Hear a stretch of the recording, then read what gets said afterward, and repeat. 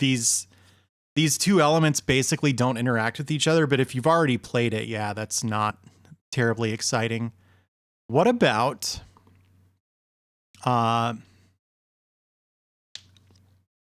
what do you think of the Guardian Legend? Majima Go, are you familiar with that game? For anyone who's not familiar, this is a channel point redeem thing. Anything but Blaster Master 2. Yeah, it actually plays twice in the Japanese version, Vox.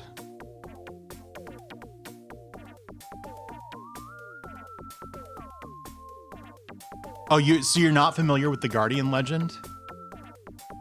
Is that what you mean? So here's my recommendation. The game is called The Guardian Legend. It's an interesting video game. So this is not too similar to Blaster Master, but it's a pretty good pick. And if Cyraptor hadn't chimed in, it legitimately would not have occurred to me. So, all right, so here we go. This is a Zelda / shmup hybrid by. Should I talk like a video gaming intelligentsia guy? What if I go like by genre powerhouse compile?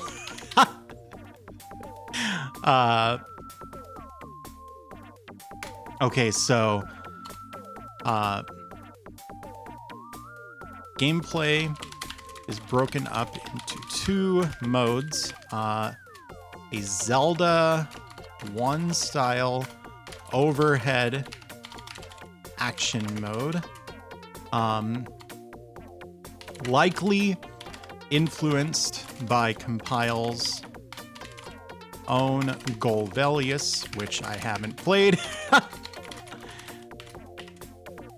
and a shmup mode that serves as a substitute. I can't type. For the traditional dungeons. Welcome to Dungeons.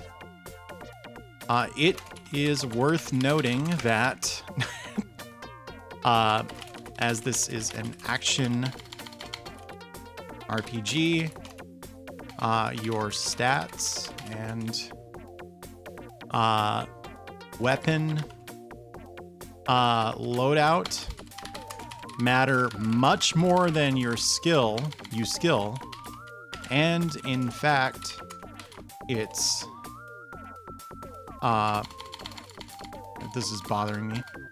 And in fact, it's difficult to dodge at all toward the end of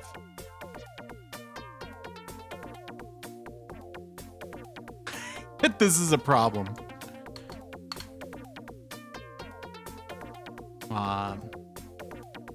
The game. There. So here's the thing about it, because I don't know if you're like good at shmups.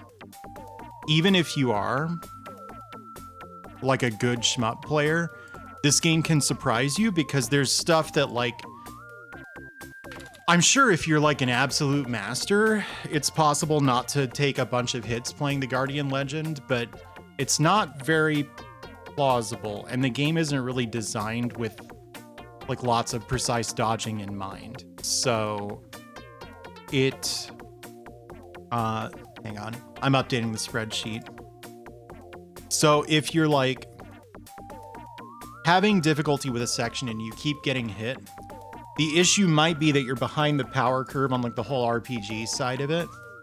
If Fester's Quest had shmup mode, that would be really good.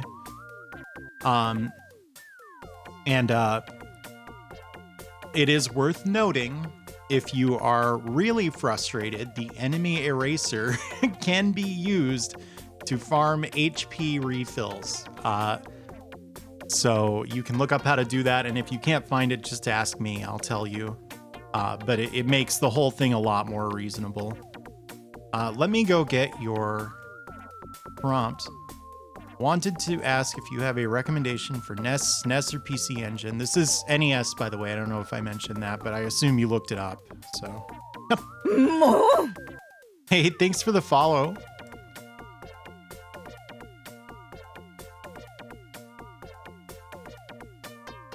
Okay, NES, The Guardian Legend, Majima Go, 1024. Whoops. 1024. There you go. That was basically a recommendation from Cyraptor, but I agree, it's a good one.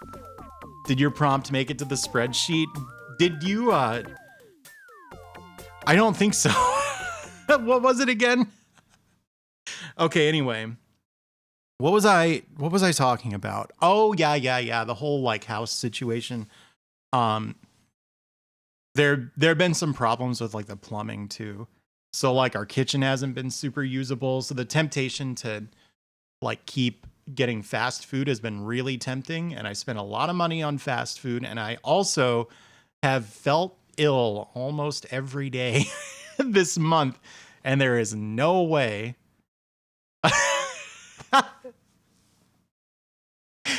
I'm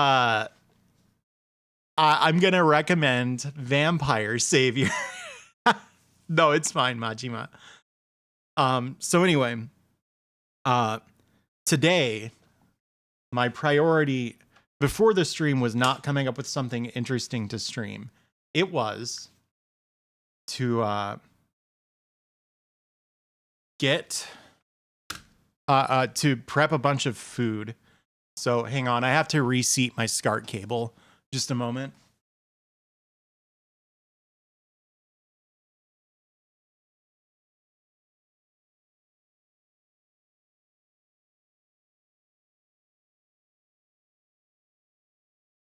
All right, it's fixed. Well, I mean, that's part of it, but I don't know. I have some like dietary restrictions that are really annoying. So where was I going with this? Oh yeah, my roommate has an Instant Pot. I've never used it before, but since I'm gonna be moving, chat HDMI. Yeah, I don't know. A lot of people like complain about SCART cables a lot. I'm gonna be honest and say my Super NES ones are like, my Super NES SCART cable is literally the only one that's ever given me any kind of trouble. So I don't think it's like that big a problem for me. Have I really been talking so long that Mini Dot went off a second time? How could you do that to me? Oh man. So yeah, the thing is, Agra, I have to reseat it. I think there's something up with the connector, which yeah, it could be an insulation issue, right? But I mean, every other cable that I've used has been fine. And this one's pretty old, so that might be the issue. Oh, whoops. Can you tell I was playing can you tell I was playing Link to the Past randomizer there? Let me look at the audio. It seems like the game might be really quiet. Any thoughts on that?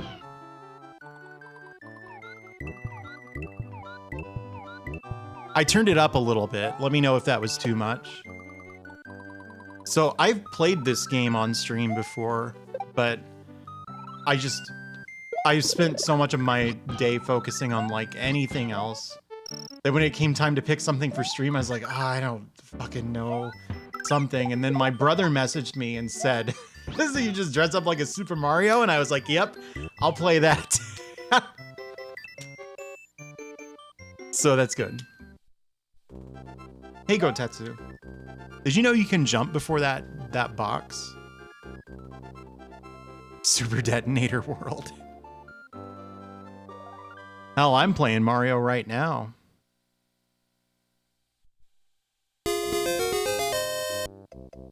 Hey, thank you, Ashen Circle.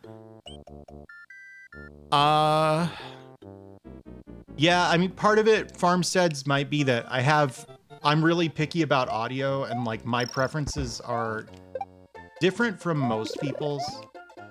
So before I was in the manga industry, which I've almost completely made my exit from, thank God, because it sucks.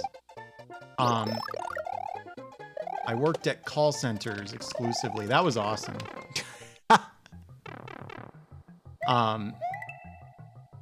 And that was hard on my hearing. So a lot of streamers like to have the game audio really loud because, you know, the game has good audio and they want to hear it. That's fair, but I usually can't make their voice out. Like I can, but not without difficulty. That was a lot of crouch jumping. I did that for you.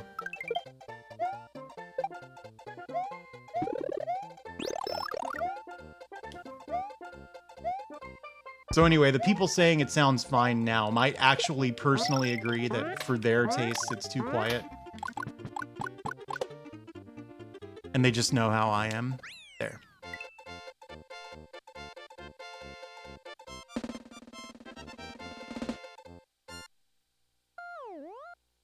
It might, Claire, and if that's the case, it's probably just my SCART cable. But it's not very obviously like shifted like to green, which sometimes happens to it, or like to magenta, which is what it was like when I turned the system on. So, oh my gosh. Yeah, I Pompous. Oh, you can't slide through there.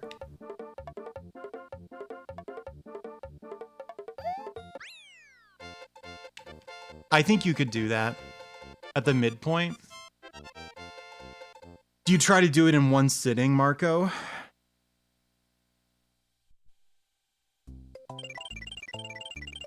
This game, no yump. Was I supposed to yump?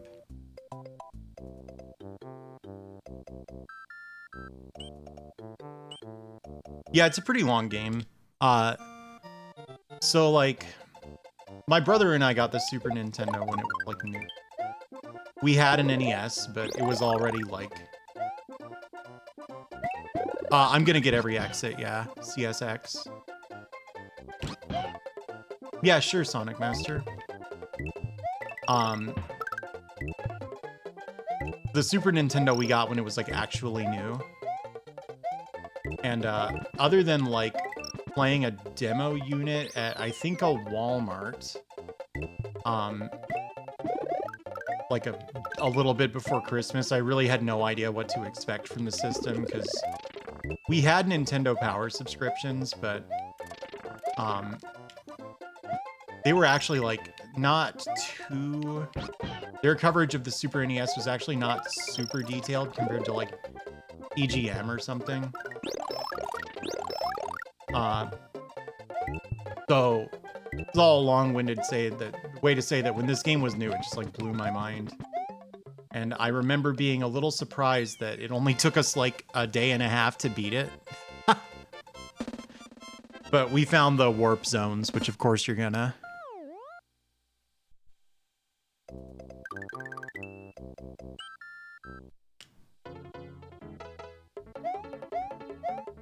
Am I remembering right, Sheriff? I want to say we beat this game like very, very quickly, even though it took a much longer time to get all 96 exits.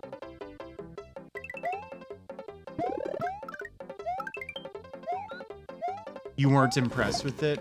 Out of curiosity, was it because I get the impression you might be a little older than I am, not to pry or, you know, for that matter, to put you on the spot.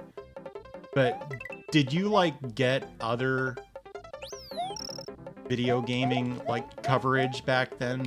Like, did you read magazines and stuff? Because I didn't. I had Nintendo Power, and that was it. Wait, were there coins down there? Yes.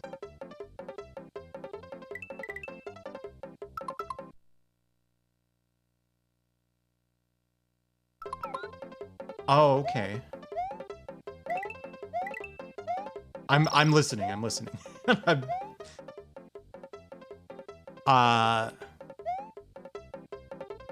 Could be Altazimuth. In Japan, it was just F-Zero in this, I think. And I want to say they like famously sold more copies of Super Mario World than there were Super Famicoms to go around. Nah, Pat, I've played it before. So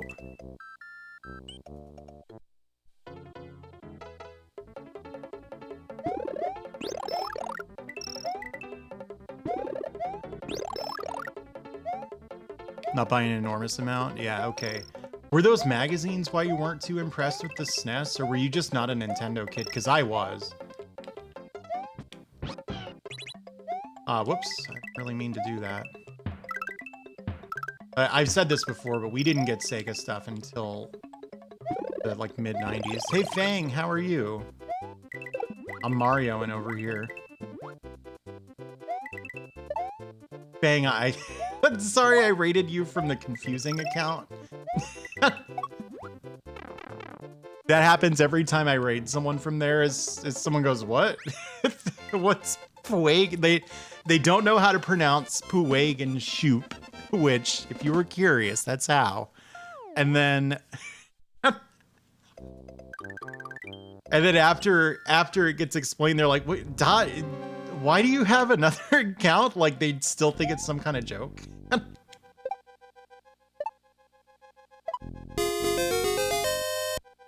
You don't know about the origin of the name? Yeah, Soul, it's not. I'm sorry. So, Sonic Master, you're just saying that it would be yeah, that wasn't Fang. I do realize that was someone else using Fang's channel, but you just saying that it would be a good like way to stream for you because of that? A Neo Geo game? What's Neo Geo about that? Hang on. Yeah, thank you.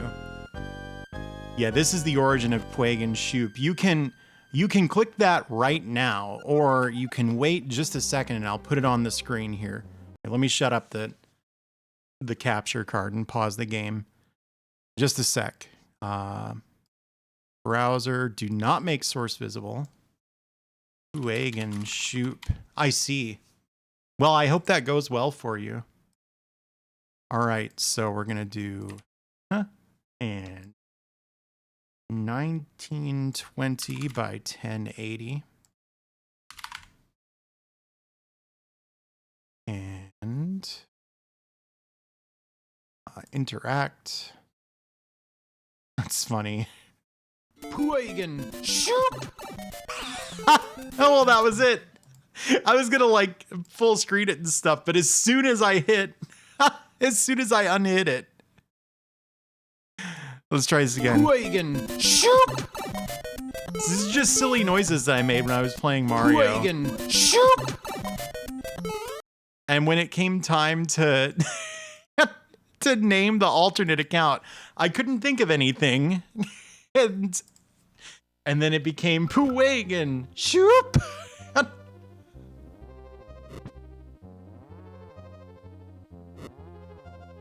Yeah, the Etrian Odyssey 4 background. I swear dot sounds aren't as big a thing as they used to be. Like, it used to be I was just constantly making bizarre noises, like, when I played video games, and I think I'm, like, calming down a little bit as I get on in years. And so there aren't as many, like, sometimes we would have to stop and figure out, like, how would you even spell what I just said? And it's not there anymore. Yeah, I gotta step it up. You remember Funny Sound, Cyraptor? You clipped that one. Or Funny Noise or something. weird sound, maybe. That one's something. So anyway, Fang, that's the deal with that name. The reason that I spun that off to its own account, the Link to the Past randomizer stuff, is like sometimes I just want to play a video game and I don't want to think about like streaming it or doing it well. Holy shit, look at me go.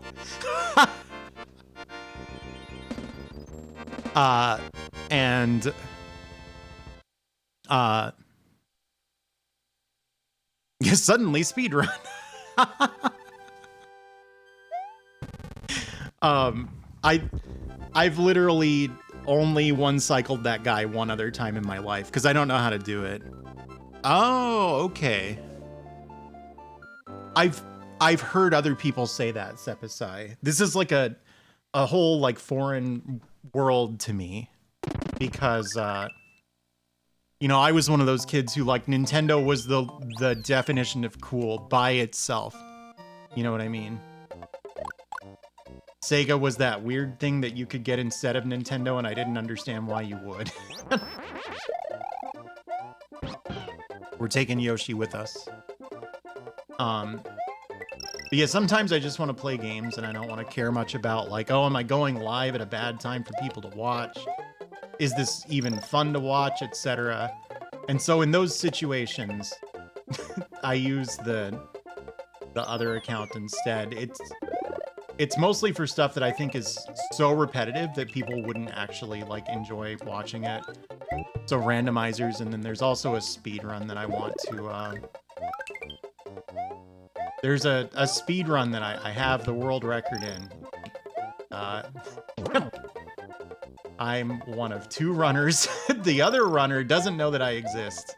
So they could at this very moment be talking about their world record speed run at Son Son 2, but sorry, bud, I have the record.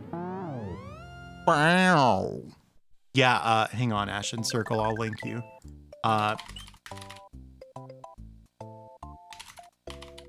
It's this account, Ashen Circle. There could be a third, even better Son Son 2 player out there. Yeah, we'll never know. But anyway,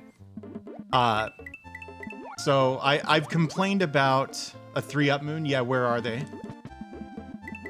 Yeah, I want to, Emily. And that is really boring to watch because there are so many early resets. So it's going to be my own, or that's going to be on Quake and Shoop. So the deal with that game is I didn't really know how to play it, and I just kind of was like, what would a speedrun route of this game look like? And I winged it, which I think should be wung it. I think that would be a better way to handle the past tense of wing, but what do I know? I'm only a published writer. Years of experience. So I wung it, and it was a pretty inefficient route. And I was like watching the run back and like figured out all these places that I could like save a lot of time, and boss fights that I could do a little better and everything. And I went into it thinking, oh, I'm gonna kick this old record's ass. And if you watch me play it, it looks like I'm going to. Until I get to stage 5. So the game has like, I think 7 stages or something. And it is surprisingly random, but all of the really significant, like random luck factors are clustered in like the middle of the game. In the form of, some keys that are really important that spawn in random locations, and I got the best possible locations on the in the record, and bosses that just kind of do whatever the hell they want, and I got extremely fast boss patterns, like winning lottery ticket. Wow. Winning lottery ticket kind of luck on this run where like I literally just walk in the wrong direction for half a second at the beginning of one of the levels because I forgot which way to go. You know, like, it's not optimized. Unfortunately, it was super lucky. So beating that run is like an exercise in frustration because I'll be like 50, sometimes like 90 seconds ahead at the end of stage 4. And then at the end of stage 5, I'll be 2.5 minutes behind. So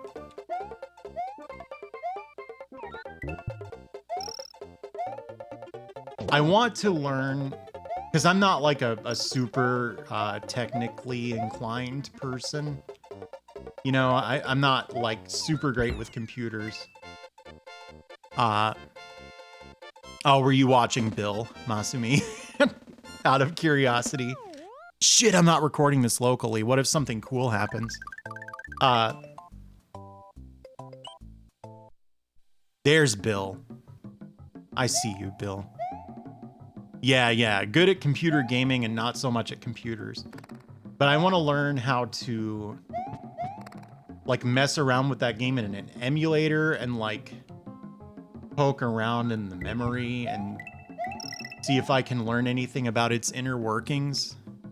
Because if there are ways to like predict where some of these random keys are going to spawn, for example, if there's a way to study the boss behavior and see if, like, for example, it's moving around on a global cycle, and, you know, getting the good boss luck is going to come down to, like, getting there on like, certain frame rules or something.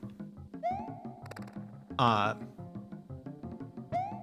then I will try to beat my time, because as it stands, my time is an extremely poorly executed winning lottery ticket. So... I mean, I only beat them by like 2 or 3. Some guides on speedrun.com, not for that game. There's only 2 runners, me and the other person. All right, see you, Yoshi. Wouldn't want to be So anyway, that's another thing that I was thinking I would probably do on that account. And not this one, because there's a lot of early resets and you can go an entire day of Son Son 2 runs without ever seeing the last level. What's the impressive part in the Puegan Shoop clip? Whoops. Well, it's been ruined.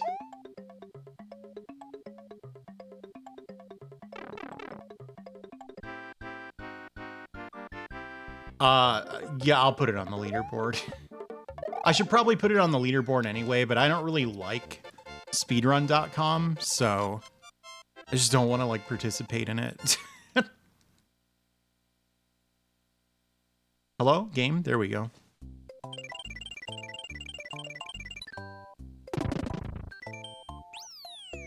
Yeah, fuck the system.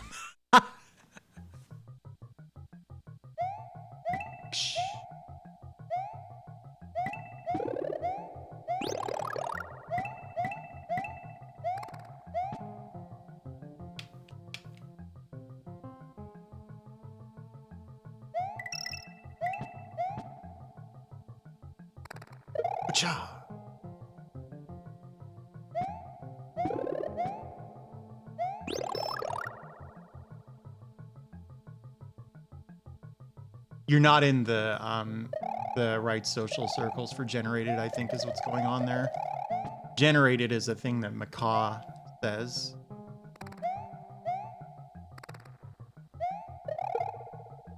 Which...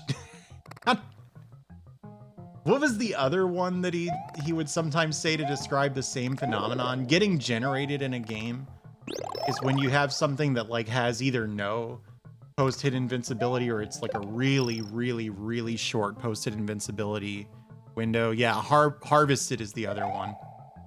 So, like, a lot of computer games work this way where they just check for collision with an enemy every frame.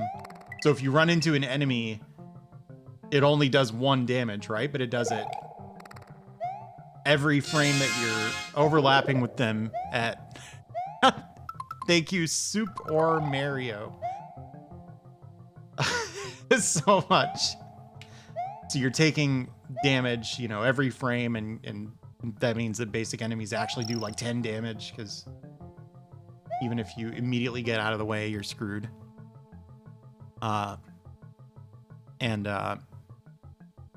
yeah, that is getting generated. And harvested is the other word to describe it, which I think is really funny. LT down, why? Why? I'm just trying to play Mario here. Wow. How's it going, Kitsu? I saw you earlier in chat. Wasn't I telling like a silly story or something?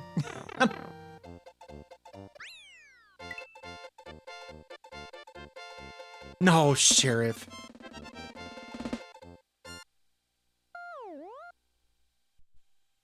I didn't mean to do that, but I timed the... I don't. I say Mario, usually. They say Mario in, like, New York, I think, generally. You... fuck. Whoa. There we go. Big Mario, big dot. Yeah, HG does too.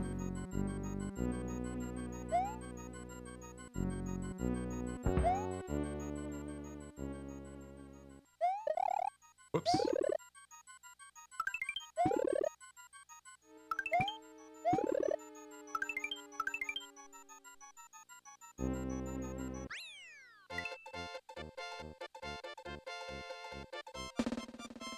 Okay, yeah, I'm not clear on all the, like, macaw-isms and how to use them. Oh, man. Rick Moranis. There's a guy. Make up a guy. Rick Moranis. There, done. Someone already did that. I wish Rick Moranis was in more movies. What I have decided is that now that I am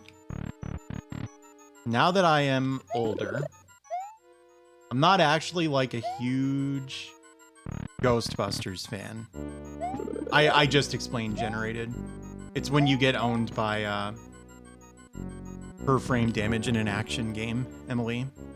Well, per frame damage in a game. It doesn't have to be an action game, I suppose. Hey, Cerebro. But I've decided that I don't really like Ghostbusters that much. And my favorite performance in it, far and away, Rick Moranis. And like he makes me enjoy the movie.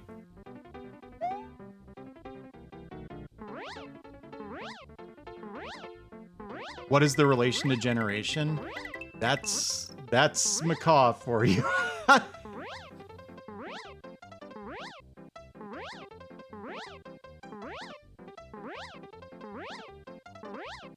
Strange Brew. I haven't seen Strange Brew. I've really only seen huh? Where's the... How'd I do that? I didn't think that was supposed to be possible. I went over it entirely. I think the only like non-Ghostbusters Rick Moranis I've seen and liked, there's two. Streets of Fire. He's incredible in that movie. And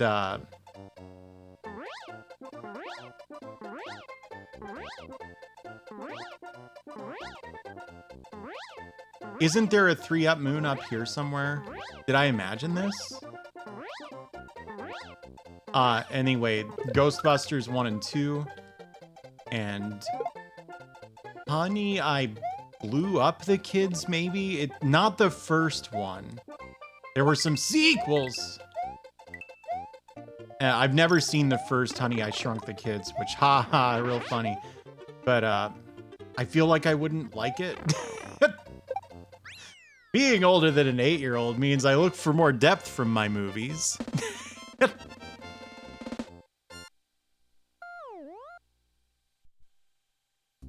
Yeah, I did like Little Shop of Horrors, that's true. Wah! I tried to go up. Yeah, I was very pleased that this came up right as Mini Dot was ending, because I didn't have to deal with the someone timing it for that. I've seen Spaceballs, but I haven't finished it. No, I don't like musicals. I think they can go to hell. I like Little Shop of Horrors, but really only because Rick Moranis is in it.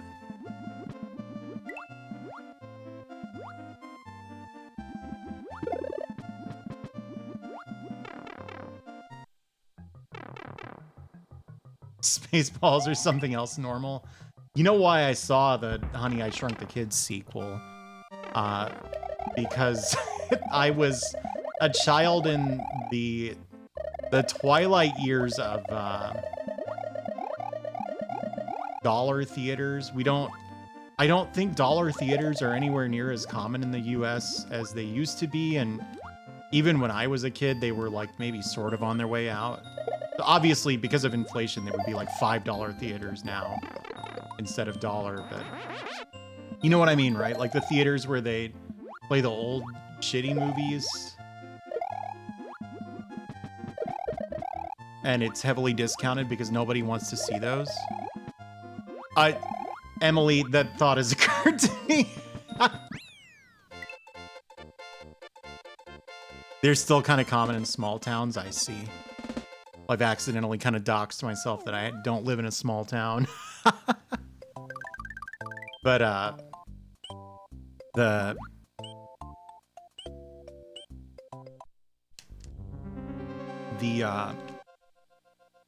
movie was in the dollar theater, basically, and so there were some movies that I saw that I didn't like, that I only saw because they were really cheap.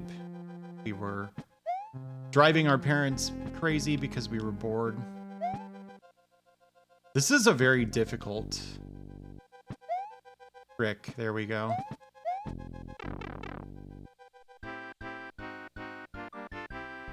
Hey, did you know that?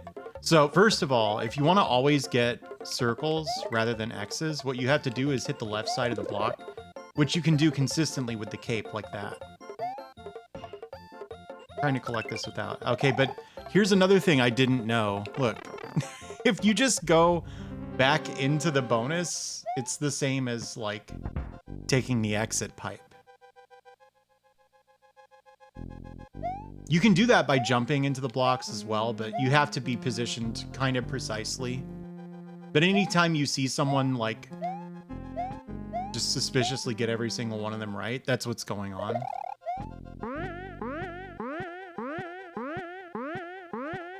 You like that noise? I've gone back and forth on Mario World a lot. When I was a kid, I really liked it because, I don't know, the graphics were good or something. You know, I was young and not very selective about video games, and it was the new Mario. There was a 100% chance I was going to like it, even if it was like a reskinned Amiga Blues Brothers or something. And, God, dude. Slipping all over the place.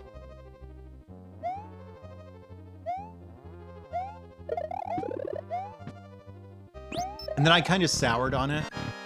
Sunshine, I don't much care for Sunshine. Oh, you mean the game, I don't know. Oops.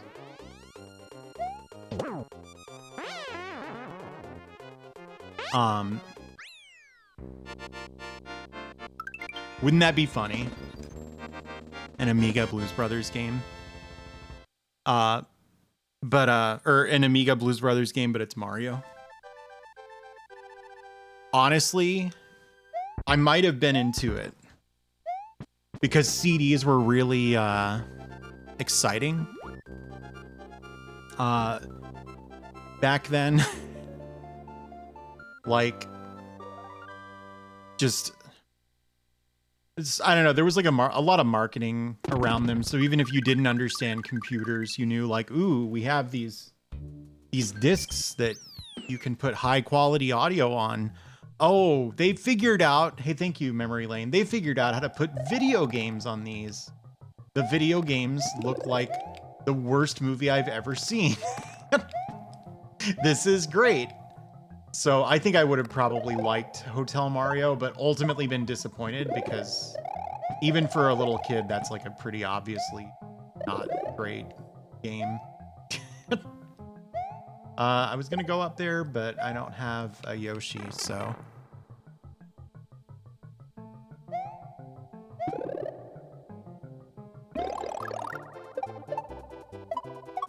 Yeah. That's correct, Dubious. I mean, you can do whatever you want. It's a pretty casual challenge. There's nothing over here, is there? I'm thinking of like the end of the game. Go. But yeah, like we had games on CD-ROM that were not good. I remember playing a lot. Like Lenny's Music Tunes. You ever seen Lenny's Music Tunes? I've been meaning to stream it for a long time. Go. No, that's a good CD-ROM game. No, Lenny's Music Tunes. What's wrong with Myst, for crying out loud? Have you seen Lenny's Music Tunes? It's from like, I don't know, 95, 96, something like that.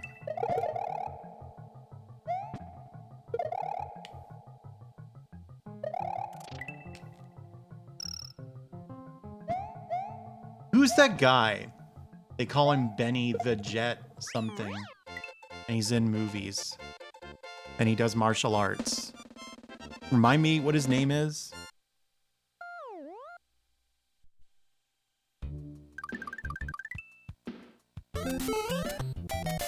Puagen Shoop! I was just kind of thinking about it. Shoop! Oh no, you can still hear it. Puagen Shoop! Well, that's a problem. Hang on. Properties. Shut down source when not visible. There we go. The fuck? That Puagen Shoop! Forced to refresh. That's weird. All right, there we go. So now I can, if we ever feel like it, I can just be like, Puagen Shoop! You know what? That's not really as, that's not as robust as I'd imagined. We're gonna not have a Puagen Shoop button.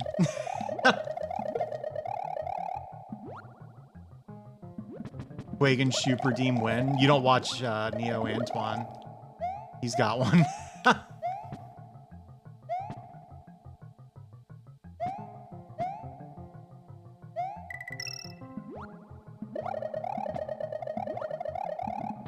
Yeah, the Spaghetti Cat. That's a good one.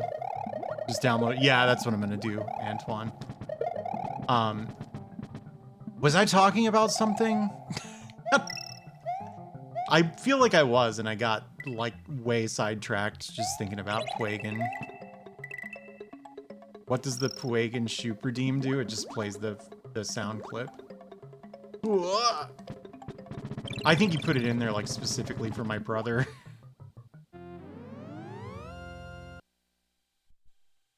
Maybe liking CD games. Yeah, that could have been it. That could have been it. Yeah, Benny the Jet Urquidez. Is that how you pronounce that? I think every movie that doesn't have him would be improved if he was in it. I think. What? Oh. Weird, I like despawned some of the guys. Puagen Shoop model when? Have you seen the Puagen Shoop character design? It was actually by Tosil. Whoops. Michael! Yeah, which, isn't that a single channel point? Mean purple dot. Yeah, yeah. Yeah, the Michael could be a little louder. We need a model of Puagen, yeah. Have fun eating free food, Happy Toaster. Michael.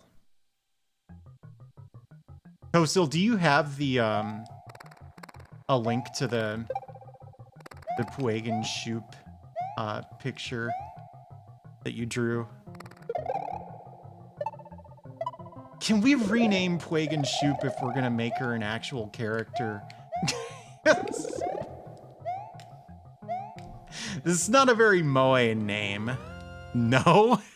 Come on.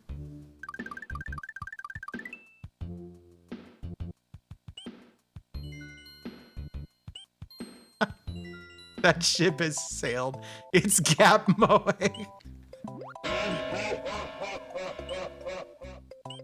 Thank you, Sheriff.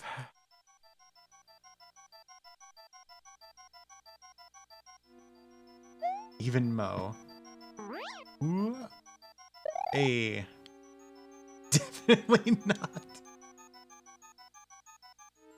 I'm the only one who doesn't like this name.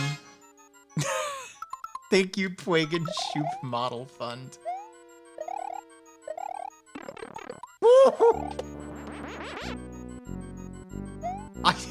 How, Emily? That doesn't make sense. Whoa. I don't remember this one, but I don't think this is gonna... Look, I'm getting infinite points.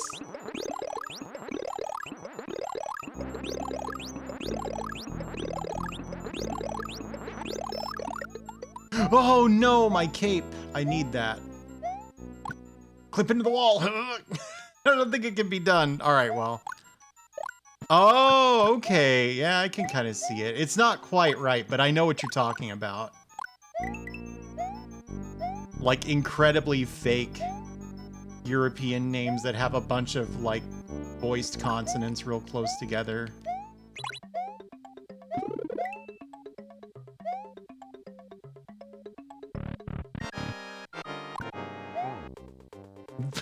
The point leeching technique, yeah.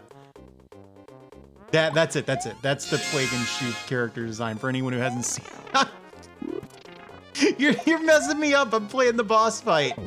Thank you for the snack. See, have you seen that before, Shaxper? Isn't that a good character design? It's a good character design. Oh, I think I won. Oh, look at... I got Mario making a cool pose, dude. Yeah. There you go, Sheriff. Anyway, we need a model of this character design, which I had this on my layout so I could just click it on whenever, and I think I accidentally removed it. Hang on.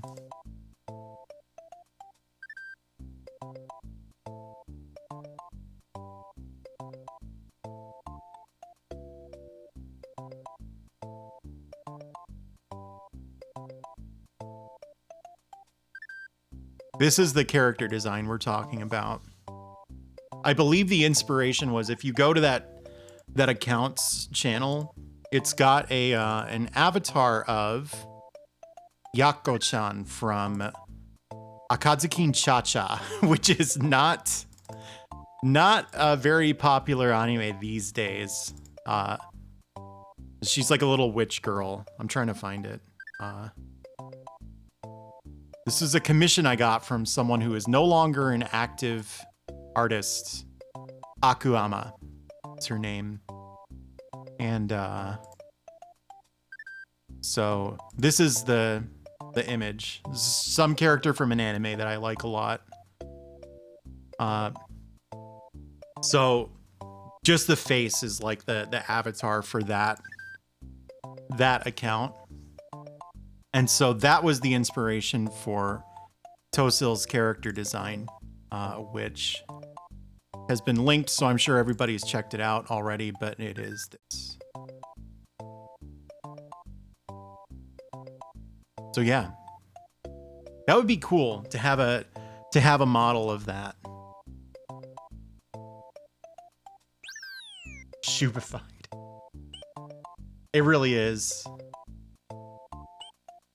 Yes, somebody looked at that and said, what is this mini box? What a good emote. Hey Maple, how's it going?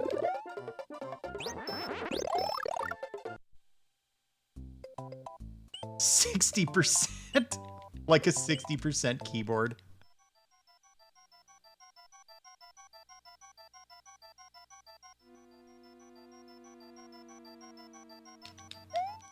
By volume.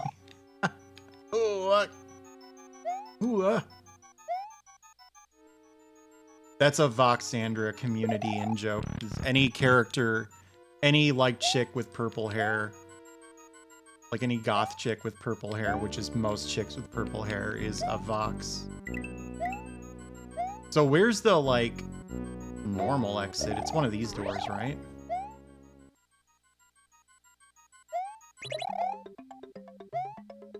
Try this one. Is Twilight Sparkle a Vox? Oh my god, what a question. Did you just put the dragon hat on? Which one is that? Is that Nabiki? It's one of the Tendo girls, isn't it? From Akane, okay. Is Nabiki the mean one who's like got like candid photographs of people? Yeah, the purple square. There we go. Yeah, she's the hustler. Yeah, she was my favorite character. I don't know what that says about me. Probably nothing good. At a minimum, yeah. Or they could just be a purple square. Hey, Toastal came up with a new character design for you, Vox. It's in chat, see?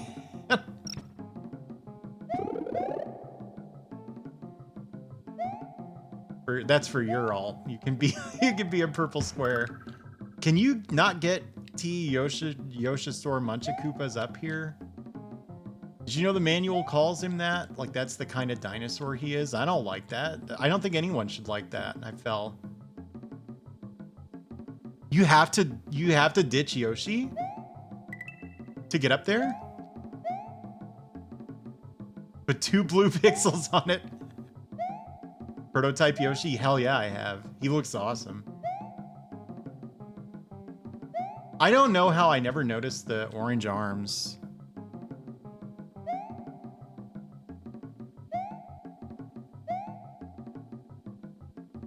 Yeah, look at that.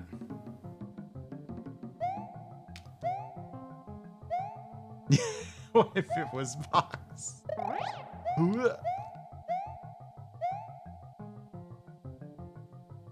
That's not a go-in pipe, is it? This one? It is.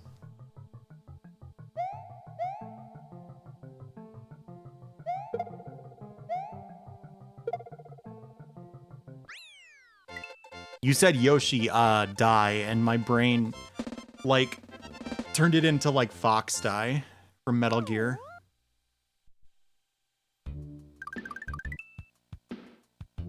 Okay, Prototype X, that looks like a Vox remix of Rangda Bangda. Yeah, exactly. Whoosh.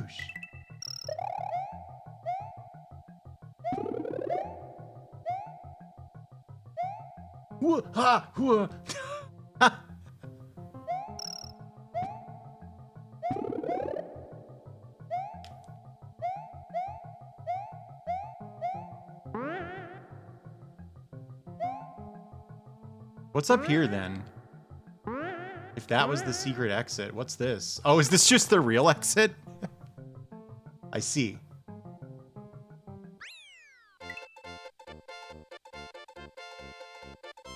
I think I have, is Integral the, which one is that?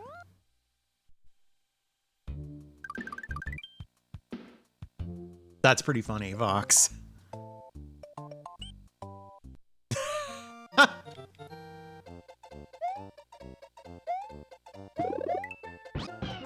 Did you know if you go into like a Mario world, like level editor, like Lunar Magic, although I think there are like way better Mario world hacking tools now. This is the first level, I want to say. If it's not this, it's one of the vanilla secret or like cheese bridge or whatever the hell this is. Oh, interesting. Yeah, I'm not familiar with that one then.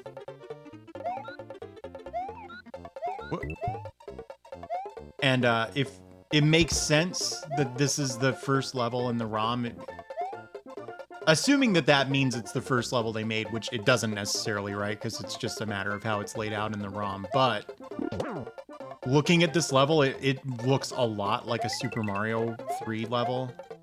This little thing here. Not only does this like kind of have a Super Mario 3 look, but it also smacks of like, we're trying to test out the Super Famicom. Like, how many enemies can we put on the screen before it starts to chug, you know? But like, one of the big things about Super Mario 3 when that was new, that was like innovative or whatever, or at least new for Mario, was they could have like slanted surfaces. You could go up and down inclines like this. And like, they're not that common in Super Mario World, but they're all over these levels, which are in this secret area that's tucked away, and also the very first thing that you see when you open the ROM. Another thing, this right here looks like Mario 1. It kind of echoes something that's common in a lot of the like Dash 3, maybe I'm thinking of the Dash 2 levels in Mario 1. Almost like they were using the old level design concepts to play around, you know?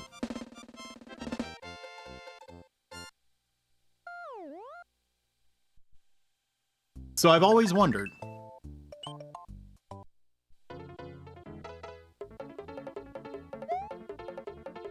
And then you got this. This is awesome. Blocks.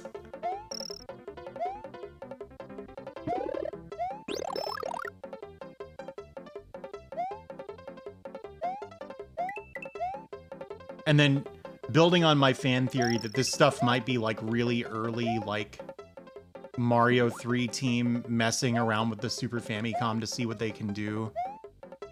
Good God. Really early, like Mario 3 team messing around with the Super Famicom to see what they could pull off. I have to say, levels like this, where there's water at the bottom and there's a dangerous fish in that water chasing you the whole level, are extremely Mario 3.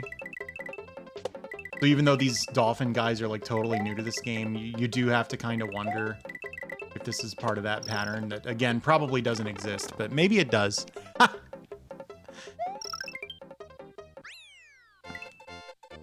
And then even this fortress is really similar to some of the fortresses in Mario 3. It really is, Brigand. Oh, really? There's some of that in Ocarina, 8 Lives? 8 Lives, do you think I would like Ocarina? Hey, so do you. No, Hutchinson, I saw that one ahead of time. Because I happened to be looking at chat when it got set off. Oh, you're so funny. Oh, you're so funny. You put the stretch reminder up and no one can see me now. Oh, in my own chat. Ooh, how's it going, Hutchinson?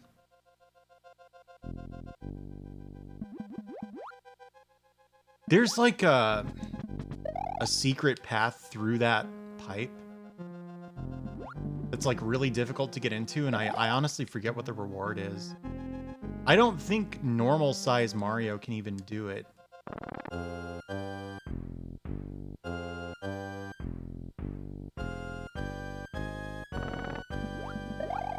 Not too bad, Azathalic. How are you?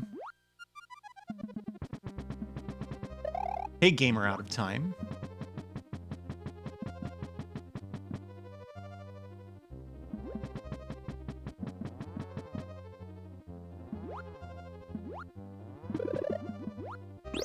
Oh, okay. Hey, thank you, Adam. Enjoy your emotes, Lily. Should I stream Ocarina of Time? Would I end up changing my mind on it, or just be like, no, this still isn't for me? You got this back. Oh, nuts. little a little inside baseball, a little trivia about me that I think, if you're familiar with my personality, makes sense. When I first started VTubing, I was like, well, I need emotes of my VTuber. Like, and I didn't even get that secured before I started VTubing. I just did it. So for a while, you could subscribe to a VTuber that looked like this with completely unrelated emotes.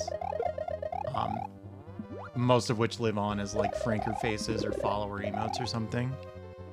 No, I've never tried a randomizer of Ocarina because I haven't beaten Ocarina since 1999 or 2000 or whenever it came out.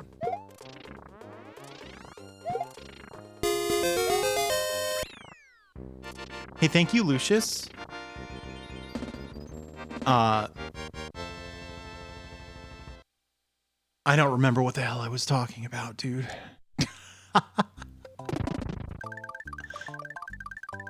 Might get backseated on Ocarina.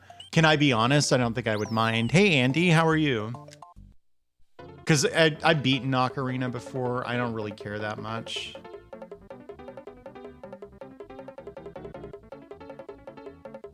It is 9, yes.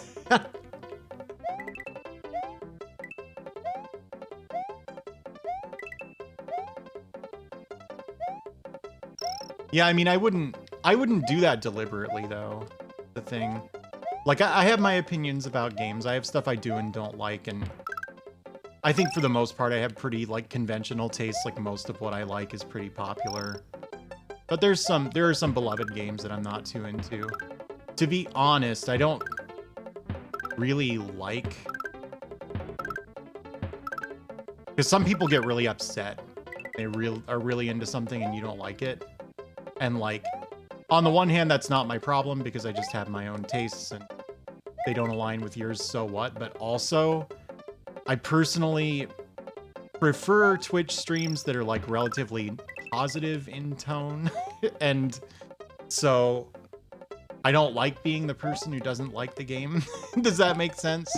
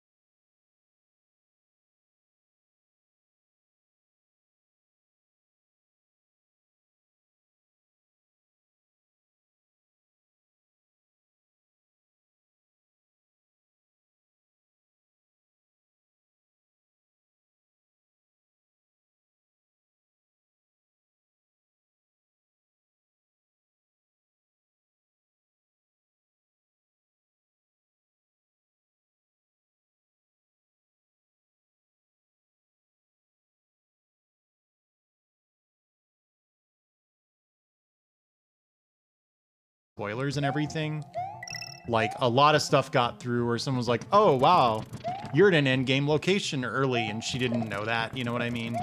And they were just assuming that she did know, right? So because that whole experience was like, or that whole thing was like a lot of work for, it was a little bit of work to moderate, and then also like occasionally just it didn't work anyway, right? Like a spoiler got through, and I don't think they were ever malicious. Yeah, Sepisize got it. So I'm gonna do a Cone of Silence thing where I'm going to play Bloodborne. Yeah, the game never explains that. I only used rolls to reposition for all of Dark Souls 1. And yeah, it's a very different game if you don't know the incredibly unintuitive thing, which is that your roll is like a KOF roll, you know? Which KOF rolls are pretty good if you're playing against monsters and not like human beings who know how to punish the recovery.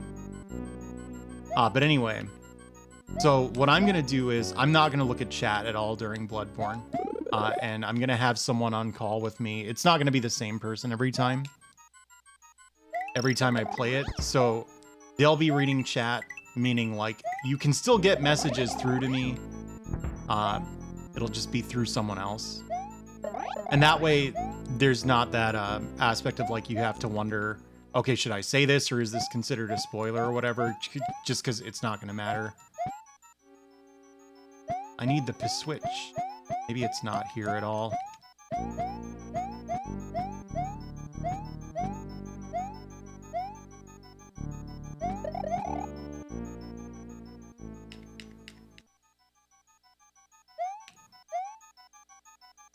I bet it is, Rachel.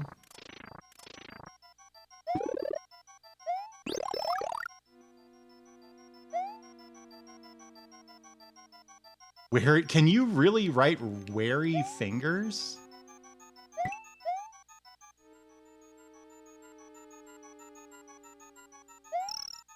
Wow, you liked the early Drakengard games, huh? I know that was something that, like, when it was new, it didn't feel like critical consensus on it was, like, super positive, and it was over time, maybe specifically after Nier, that people started going, oh, Drakengard's great too, actually.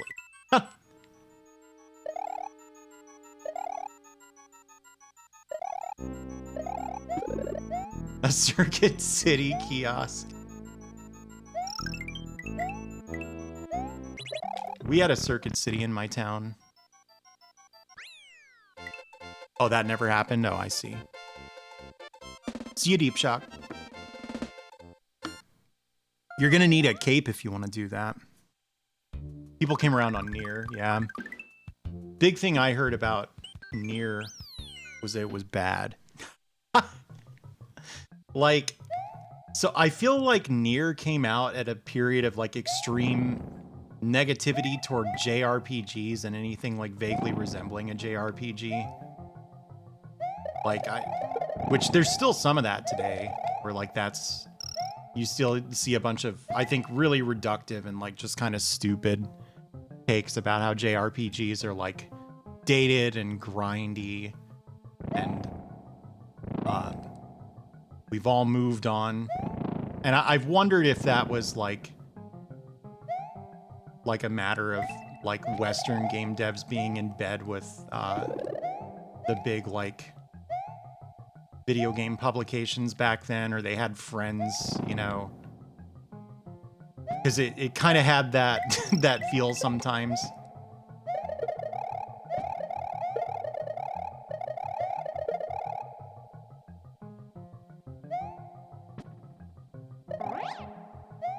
Yeah, like that's the thing. Western RPGs can be grindy anyway, but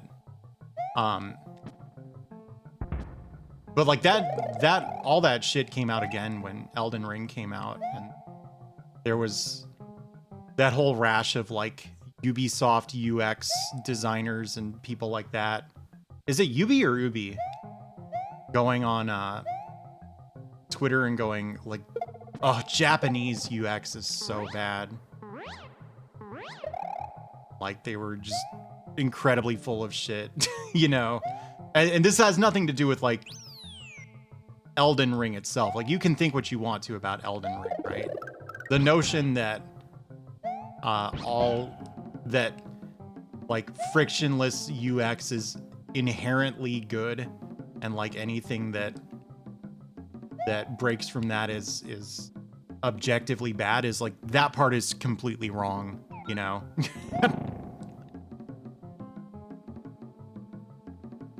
Ubby, okay, I choose to pronounce it that way, Aaron Bunny. But that stuff was even worse when Nier came out, and I am a little embarrassed to say that at that point, I was not very into video games, so the only exposure to that I got to like video game news was what's the guy's name? Zero punctuation, but his name is like Yahtzee, isn't it? He hated Nier, and so I was like, oh, okay, I guess this Nier thing must suck. And then like many years later, I started paying attention to video games again and like discovered that a lot of people like Nier, and I was like, what was all that shit about then? And then I have since come to discover that Yahtzee guy has maybe never written a single word about video games that I've agreed with, actually, so so that tracks. Oh my gosh.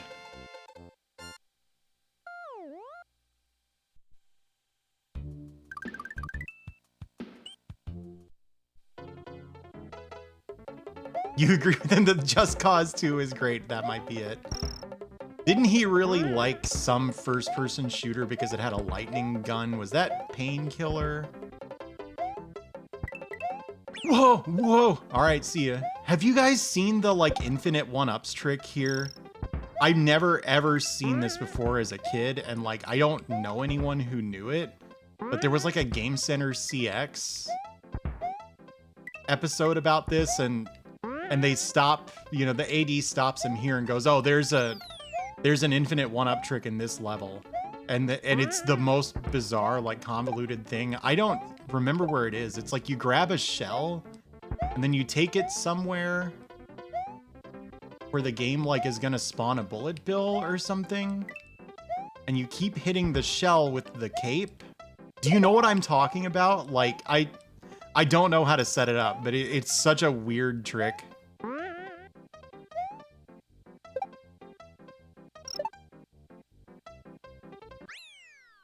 I just passed it, okay. The pipe, yeah.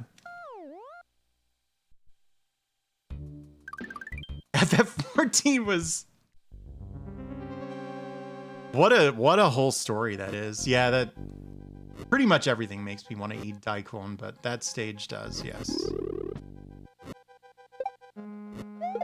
Wow. Ooh, look at that.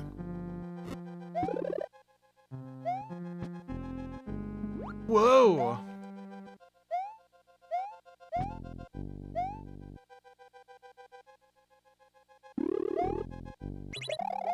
Go. Oh, right. Whoop. There.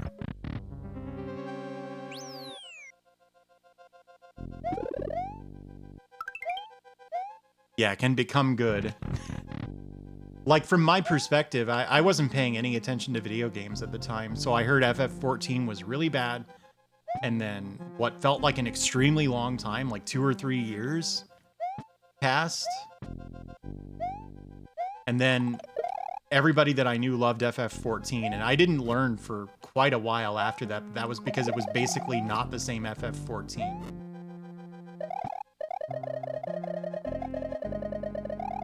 Yeah, do you think that it's a work, Game Center CX?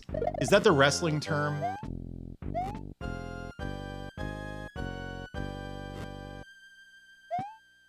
Yeah, I've heard that vanilla FF14 like really was as bad as they say.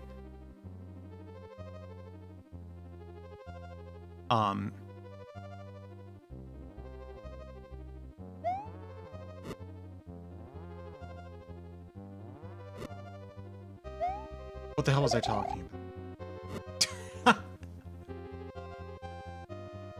A work is when it's fake. So when I like slap, like I swing my arm in a way that it looks like I'm slapping you, and then like my hand is also kind of smacking my own chest, so it's making a bit like whap noise. And then you go, ugh, like I hit you, even though it's really obvious that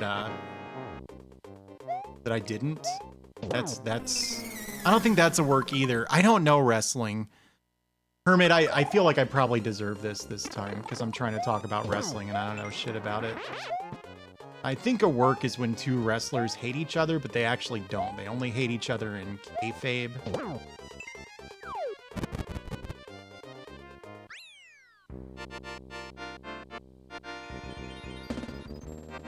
Yeah, that's selling. Tosil. So anyway, I think Arino is not as bad at video games as the show makes him look. I think the edits are designed to make him look as bad as possible, and I think he plays into it.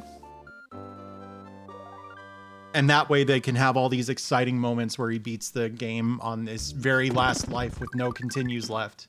Because he was sandbagging.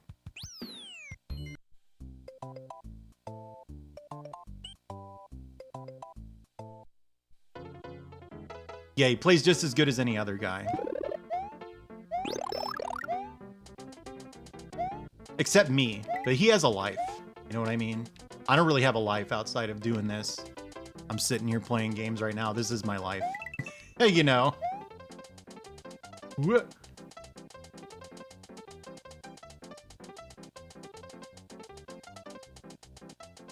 Yeah.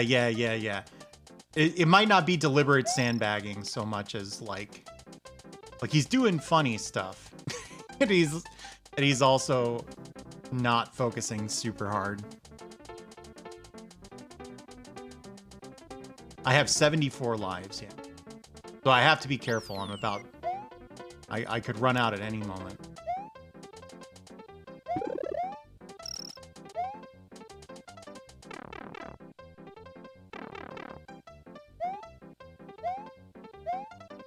Okay.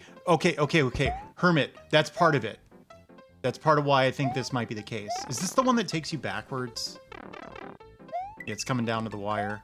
No. Where like at first, he didn't have to try to be bad, and so the show just kind of like wrote itself, and then they were like, hey, this thing that we thought was going to last for like one season, we need to just keep making indefinitely because people love it, and we need to be able to, you know, milk this forever.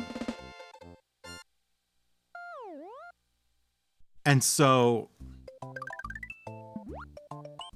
yeah, I know it's not his main job. That's the thing. Like, so of course he's not like the best video gamer in the world. He's a celebrity.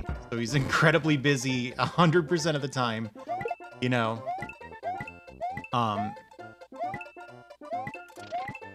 Is Yoiko actually more popular than GCCX at this point, though? Because it's on, like, its 20-something season, isn't it? Anyway, my point is, I kind of wonder if at some point there was, like, a meeting and they were like, listen, you've improved too much at video games and it is messing with the show. We need you to start goofing around and maybe occasionally throw it.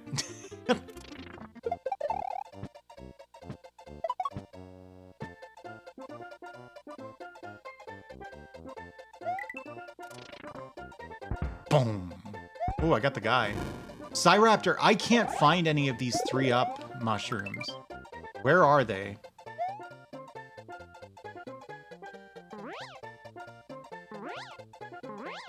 And that, my friends, is me trying to do exactly what I thought they do. Exactly what I think Game Center CX does. Because I thought there was going to be a 3-up mushroom right there. So I was going to be like, where are these things? And then fly up to one and there it is and be like, oh, haha, that's so funny. You could follow me now if you want, but it didn't work out.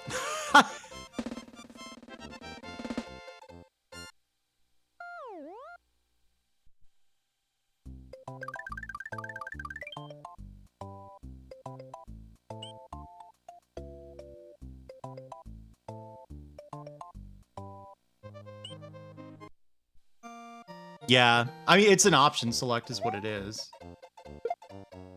There's a video of Eris talking about this. Eris, like, avoiding the puddle.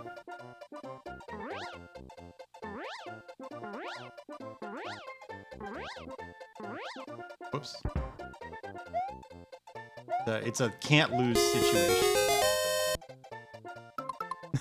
Thank you, Soul. Japanese Battletoads is easier. In my opinion, it's not that much easier. I was watching, because I can beat Battletoads. I'm not, like, good at Battletoads like I am at Castlevania, but I would argue that you're not bad at that game if you can beat it at all. You know, this is a pretty tough video game. And from my perspective, as a Battletoads player, who, unlike many, is capable of beating the game, I don't think the Japanese version looks that much easier.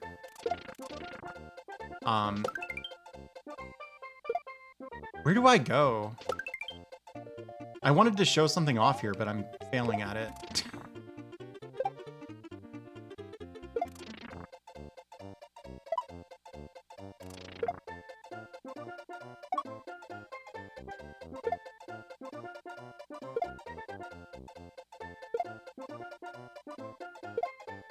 There we go.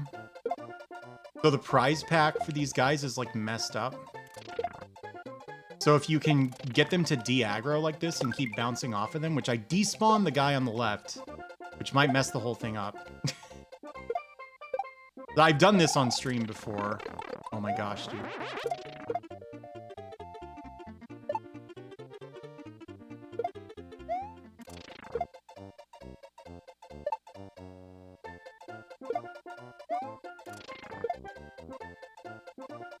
Whoops.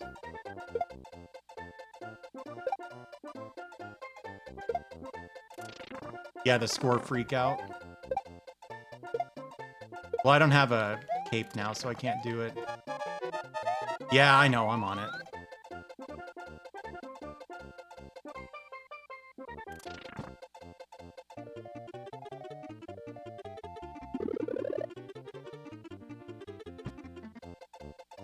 Do you remember how to do it? Is the turbo tunnel slower? It doesn't look any slower.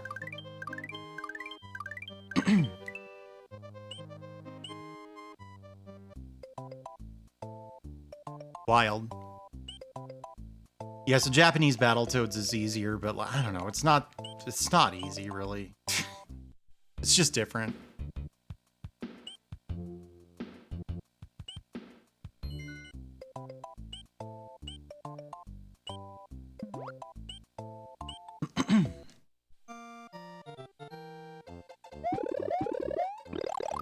What am I doing?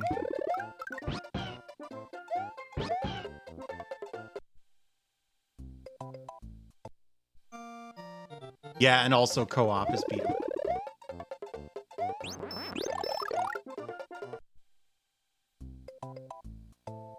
It's true. What is Gossamer? I've never known. And I've never felt emboldened to ask until just now. What is Gossamer? Is that shit? You know what I mean? The big orange guy from Looney Tunes, okay. But he's not very thin. Cobwebs. I thought it was that moth wing shit. You know what I'm talking about? It's something that comes up in like Japanese stuff, songs and everything. It's like Nimpun or something. And I have no idea what the English word for it is.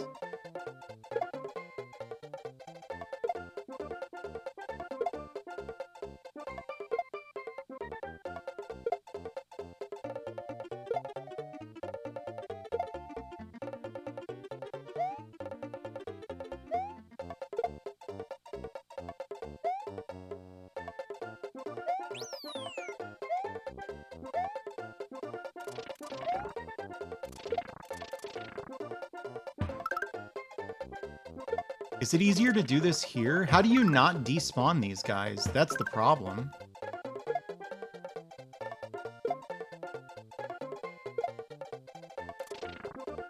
See what I mean? It despawned. Any of the games that aren't 64 or Odyssey? Yes. I think the Mario movie is going to be exactly as cynical as Super Mario Brothers itself is now. And it is going to... it is going to have a few really calculated moves to get a Ready Player One style, like, hey, remember Mario 3? Kind of chuckle out of, like, the dads in the audience. That's my take.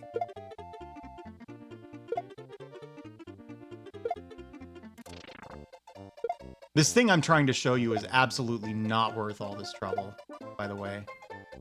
Not even close.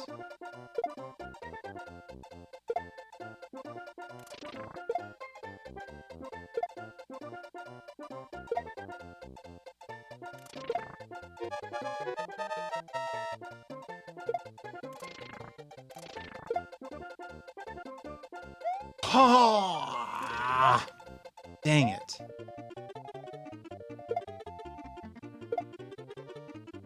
Yeah, do you remember the best place to do those?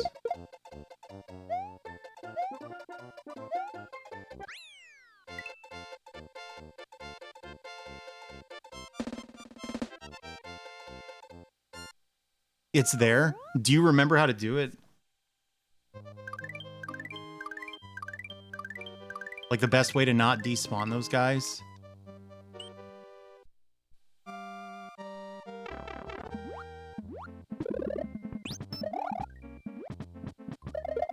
Like Chris Pratt's gonna like...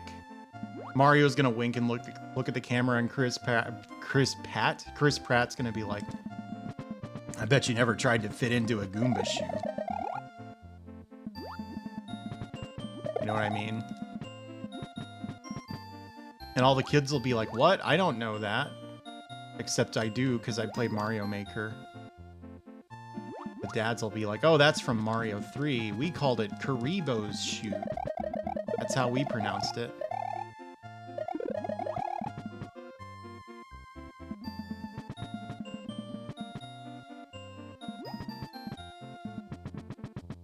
And maybe I needed to kill the turtles.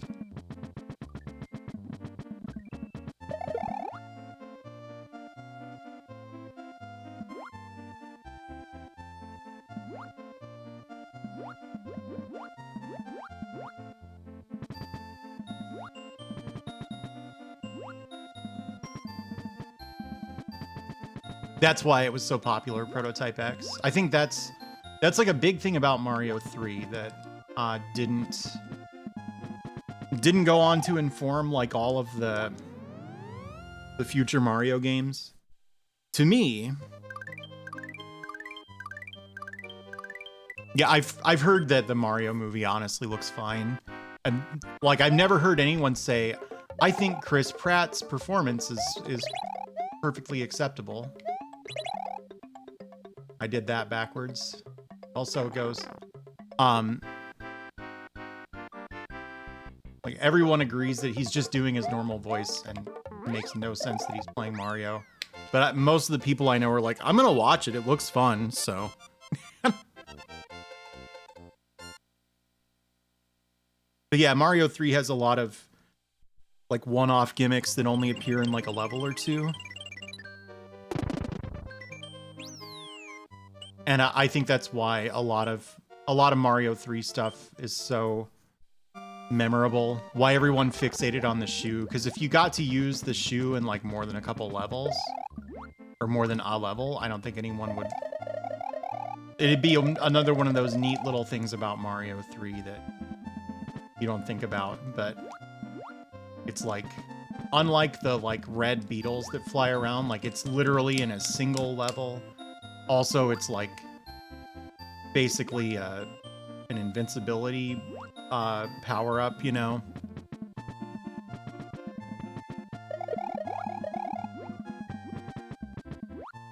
But that's my take. I think novelty is a big, big part of what makes Mario 3 work.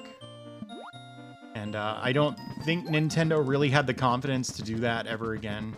Maybe in Yoshi's Island. Is Island the one on the Super NES and Story is the N64 one? I think Yoshi's Island also has some stuff where like there's a weird mechanic or a strange enemy that only appears in a single level. But what can you say that about in this game, right? Torpedo Teds or whatever. No one cares about Torpedo Ted.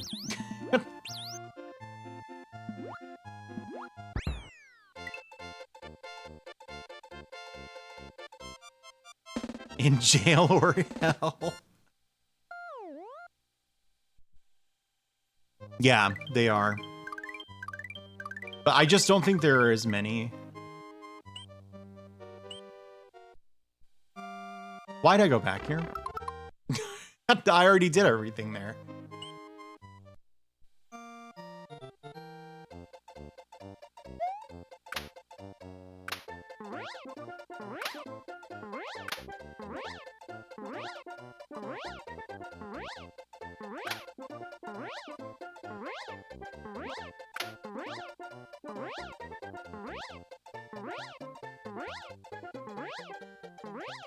I forget if this is the one where you need a Yoshi at the end of the level.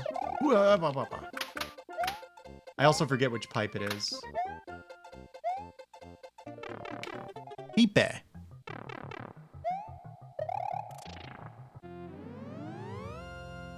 I don't really know, Masumi. So the thing is, like, I like Mario 3 a lot. Like, and a lot of that is just I was at the right age when it came out. I was young enough that I didn't even know it was out. We just like went to a family thing and my cousins were playing it. It had been out for a while at this point, and I was like, whoa, there's a Mario 3? And like I got to see like 5 seconds of it. I don't think they gave me the controller, so I didn't even get to play it. Maybe I got to play One Life, but I don't remember it. And I was just thinking about it for months and months and months, and then I got it for my birthday. But anyway, so that's part of why I like Mario 3 so much, is like it hit at the right time for me, you know. But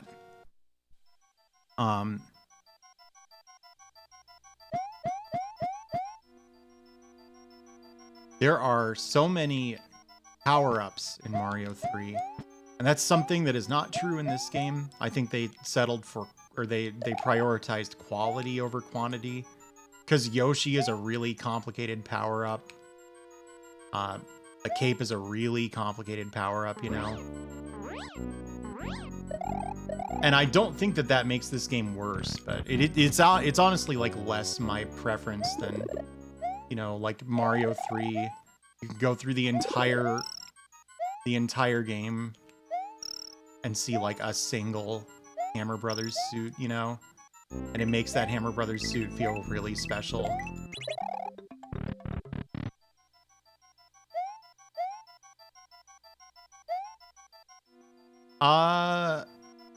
The only one in this game. Yeah, Mario 3 has the most stage variety. It's got a lot of variety in the power-ups. But that's kind of superficial because, like, you know, a lot of them are just like, oh, it's another suit. You know, this is really similar to one of your other suits, but, you know,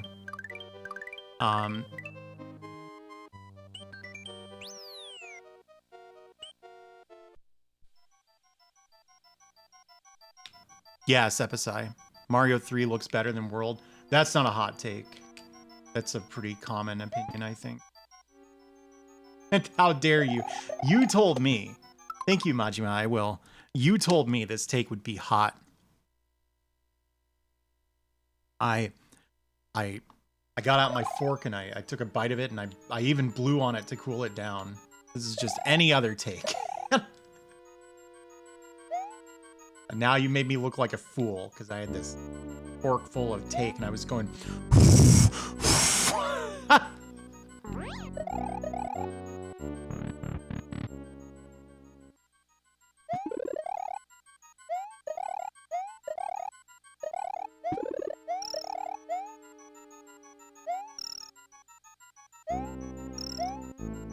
But even at the time, that was a common criticism in the world, I think. I didn't know this then, but I know it's... Why? What did I do wrong? Again, like, I was not keeping up with, like, games, magazines, or anything. So this is something I only learned after the fact. But...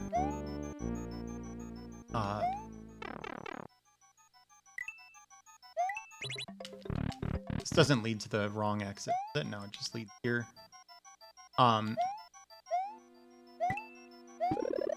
There we go.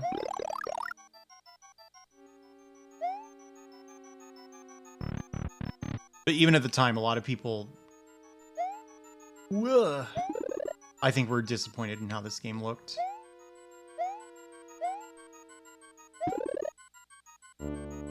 So they keep giving you capes here, so I feel like the secret exit must involve flying.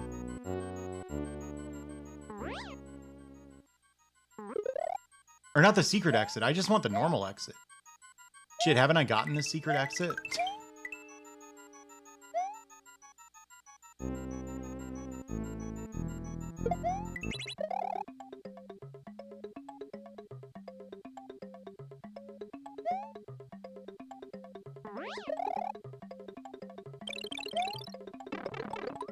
Oops.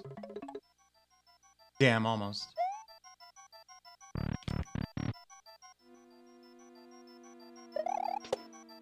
That's funny. I think the Mario sprite looks really good in this.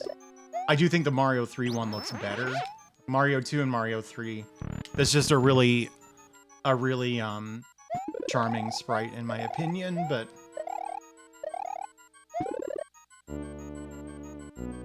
well, I don't like that part of the sprite.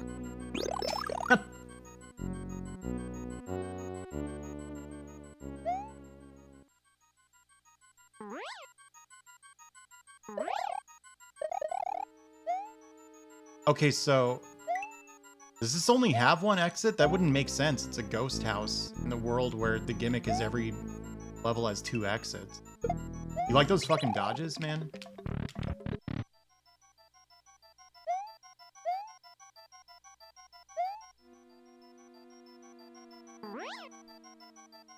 You have to bring the P-switch to the left? Kidding.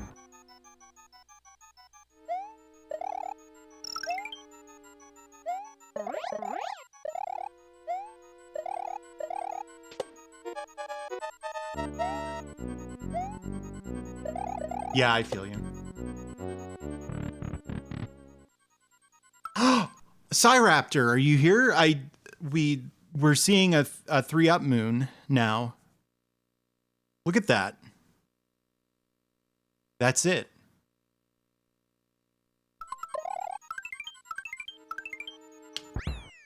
Damn, I wanted to get 69, but I went like a frame too early. Hey, Purine. You know, when you queued up that cheer, I had 68 stars. All right, that was the secret exit.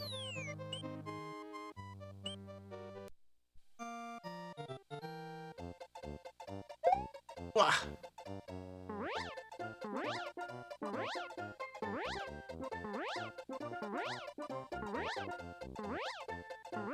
This is not an original idea of mine. Something that I heard someone else say. It might have been NES Complex. It was some YouTuber. I was like, in hindsight, I kind of agree with this take. And I didn't really notice it at the time. I think it's just after the fact, it sort of informed how I feel about Mario World. But I feel like the level theming is a little weak. Like, and if I recall, they used kind of a small ROM for you despawn the goalpost. That's cool. How do you manage that? I want to say they used a really small ROM for this game. Like, it maybe is... It's like the same size ROM as like Mario 3 or something. Mario 3 or something. But like... you know, obviously the graphics are going to take way more space and stuff.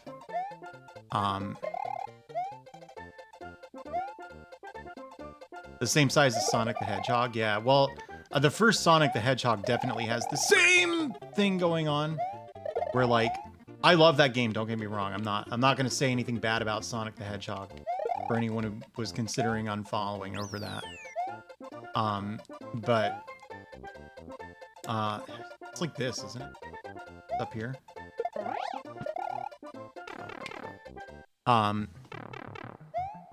There we go. But are you guys laughing at the silly noise I made? But anyway, so I think that must be why. But like this game doesn't have enough like visual variety, and I think you really notice it in the like weakness of the stage theming in my opinion. Like the stages all have like silly names, like, oh, this is Soda Lake, this is Donut Plains, this is Vanilla Dome, but like what's vanilla about Vanilla Dome? It's the cave.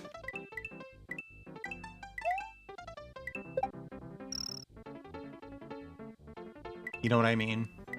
And like the Forest of Illusion, it has a gimmick, you know, that every stage has a secret exit, and in fact, the more obvious exit is never the correct one, and that's fine. And you know, I think it's designed to lead you toward the Star World if you haven't found it yet, because that's your reward for getting the secret exit from the world itself. You know what I mean? But you know, like in hindsight, I don't know, there's just 2 exits. What? Like, big deal. And then, yeah, Soda Lake is not soda-y at all. Which I think probably... Because there's no way that all these names are the same in Japanese, right? Is Vanilla Dome called Vanilla Dome in Japanese? I could look it up. I'm sure someone just knows. I just almost ran under that thing. This is the first Mario with named levels. Yeah, Austin.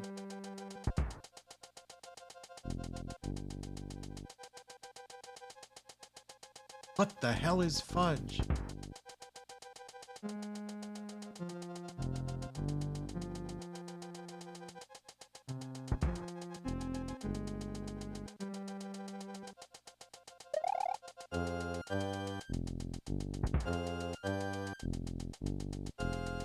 Yeah, Lake Mead is not actually made out of mead. Wait till you hear about Liverpool. We looked up why Liverpool was called Liverpool when Vox was playing ActRaiser the other day. It's based on some old English word. I forget which word already, but it's like murky or muddy. Shoop? Oh! That wasn't deliberate. I just said shoop out of nowhere. That was a dot sound. Yeah, I know about that. Wait. Yeah, the wild shoop. It's a shiny shoop if I also go into falsetto for it.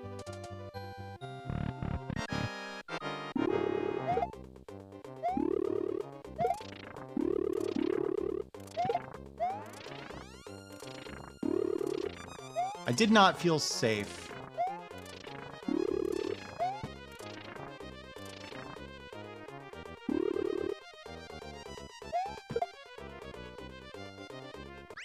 Yeah, Hadsky, the idea is like, even we can't believe how hard this level is, you know? Okay, yeah, Vanilla Plains.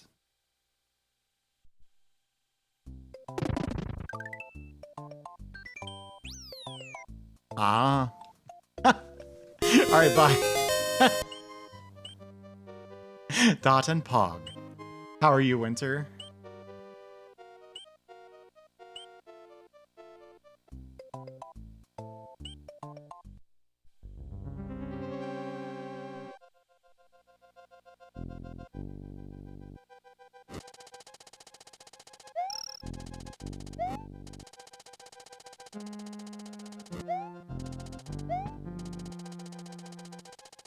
No, you can beat the fortress more than once. Did you not know this?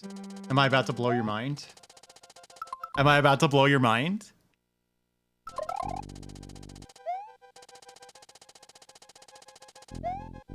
The wild shoop. Oh yeah, you can make this section easier if you do. Oops. I'm not ancient, Austin, please. Yeah, well, Hatsuki spoiled it. Whoa, that's the first death. Shoop detected.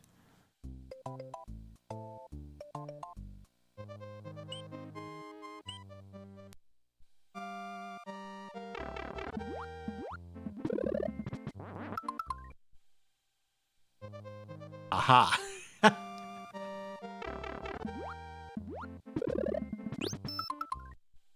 Yeah, I gotta start the Deathless run over.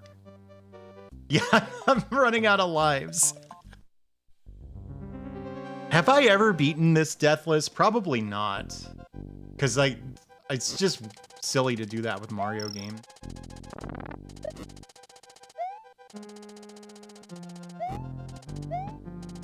When I was a kid, it felt like you made the level easier if you scrolled the screen to the side like this.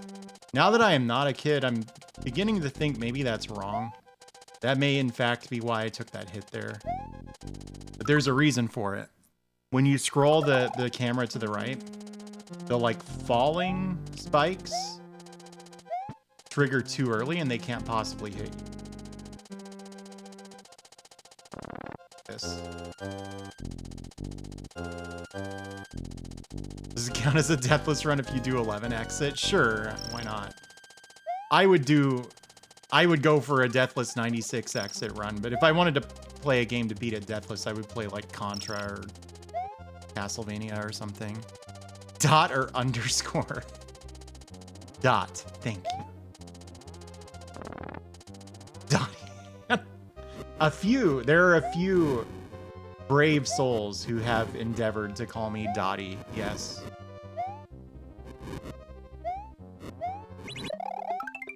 Captain Raz of the Gaming Galleon and Warluck, who occasionally shows up in chat, and a couple other people.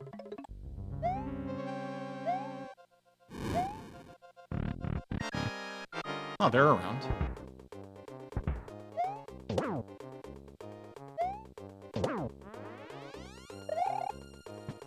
Pool of eels. Wait till you hear about my hovercraft.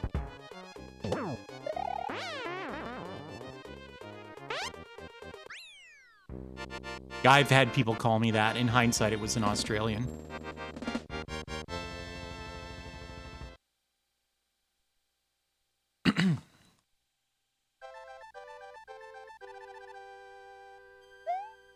Nah.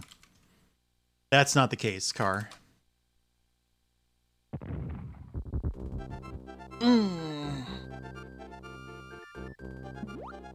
Yes, audio.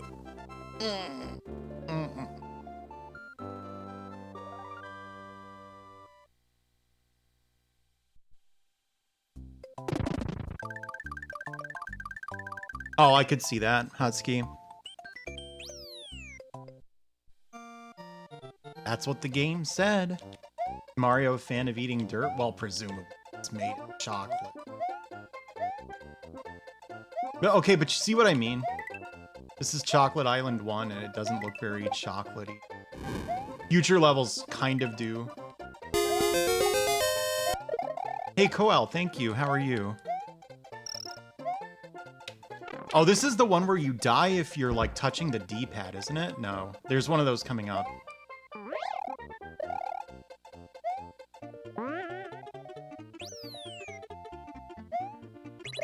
But, like, this is among the, like, strongest level theming, I think.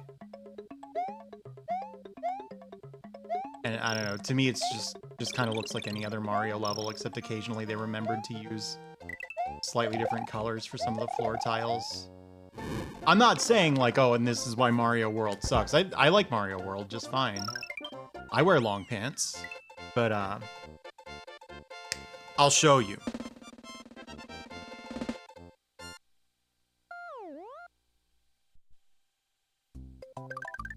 I'll show you.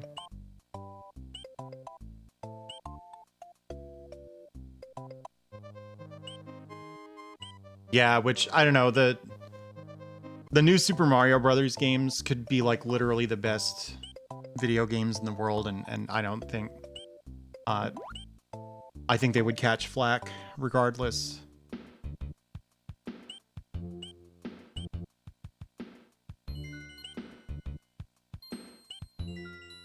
You know what I mean? The bar's in a different position now. Here's why it's called Donut Plains. Check this out. The island is shaped like a donut. See how there's a hole in the middle? I hear that some of the new Super Mario Brothers games are really good. I've owed Cyraptor a playthrough of new Super Mario Brothers Wii for like years.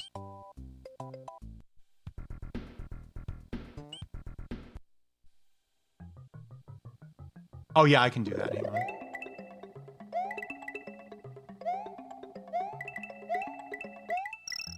Oops.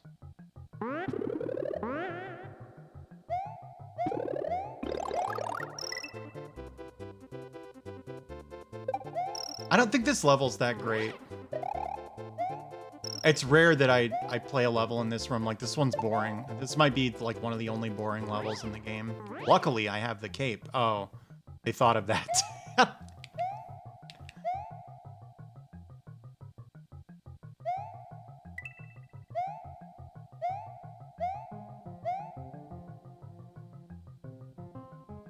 Don't have too much fun. I wish there had been one more guy there.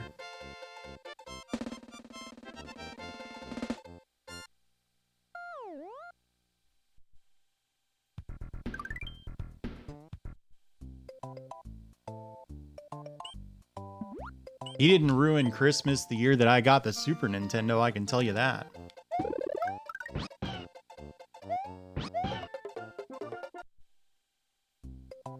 Yeah, like, I don't know, if you look at Vanilla Dome... That's true, and that's a pretty important thing, so... Sure, the color palette looks kind of vanilla-y, so it makes sense. I just don't think that this is, like, as strong as it could be. If you hit the tape, you earn points toward the bonus level, which I don't want. A goddamn menace has been ruining Mario for decades. This is what I've heard. Yeah, he apparently was like confirmed to be responsible for some really unpopular choices that they made with Paper Mario as well. Like how people don't want Paper Mario to be an RPG. And like supposedly really messed with them on like a mechanical level. And like didn't want them emphasizing the story and stuff. And I think also it was a result of his like executive meddling that all of the Toads looked the same. Because he didn't want there to be like alternate Toad character designs. Cyraptor, I found the moon. He cast Chris Pratt, yeah.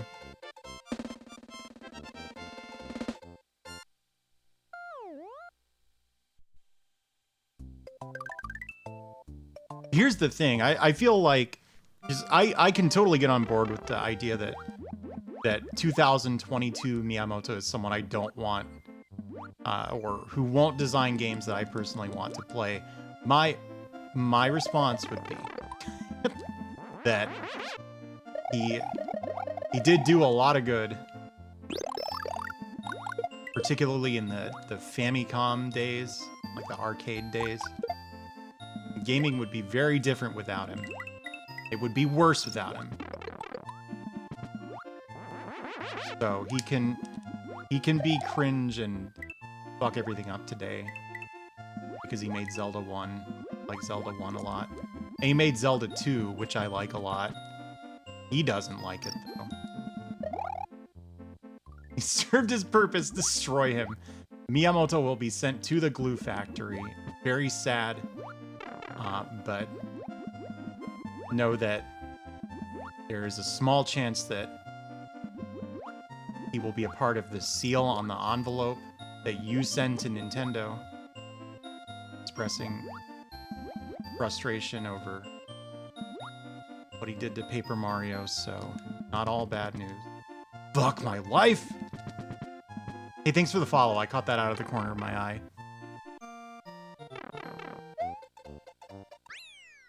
Torpedo Ted's not no. He's only in one level in this game, right?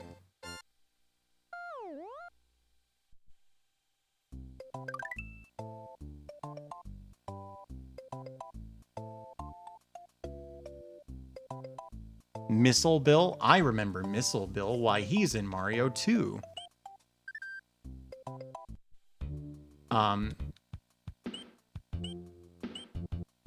Just a second. I'll blow your mind in a second. Oh, is he not? Is that Missile Mike?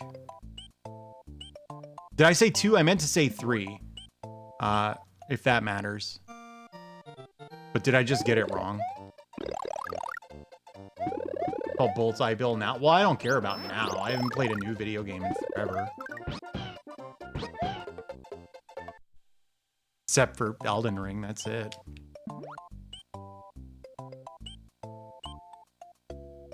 The reworked Zelda 2? No, what's reworked about it?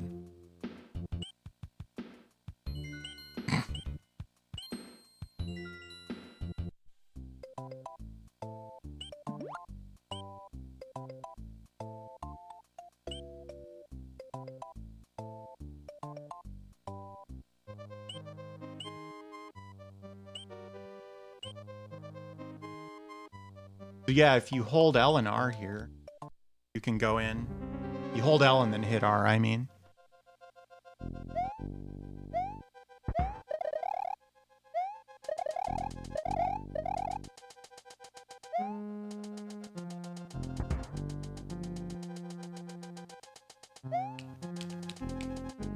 You might be confusing that with Zelda 2 itself being a QOL update to real life, as the quality of your life improves when you are playing Zelda 2 versus when you're not.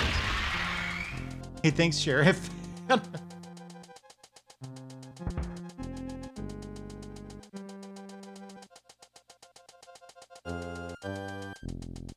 Oh, I died. Mind. What? What? Sheriff? Damn it. I'll stretch. Twist my arm. I'll stretch.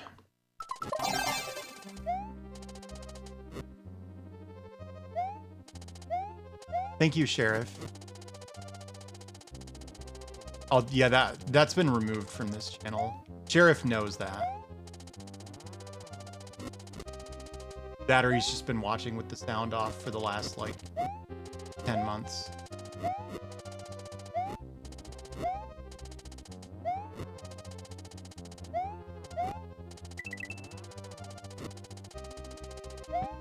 Why? I've been hit. Oh, you're not supposed to get hit. In fact, that means I can't do the thing now, right?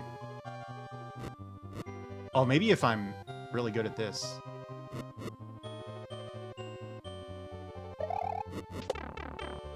What? Huh? Why did it hit me twice? It messed it up.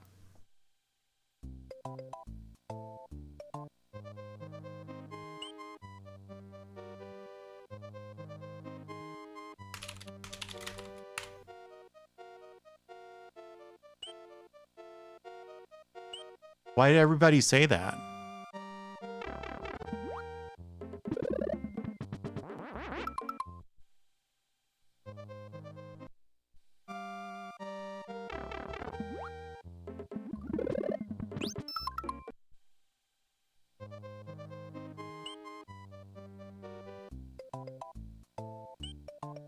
Oh my god, yeah. That was 15 whole seconds ago. You can't expect me to remember 15 seconds ago.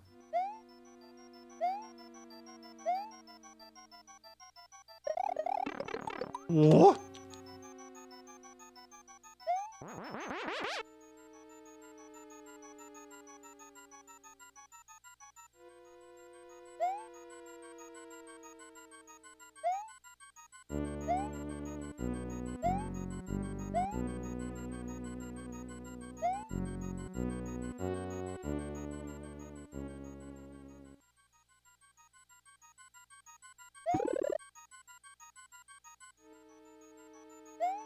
Yeah, the gaming is why.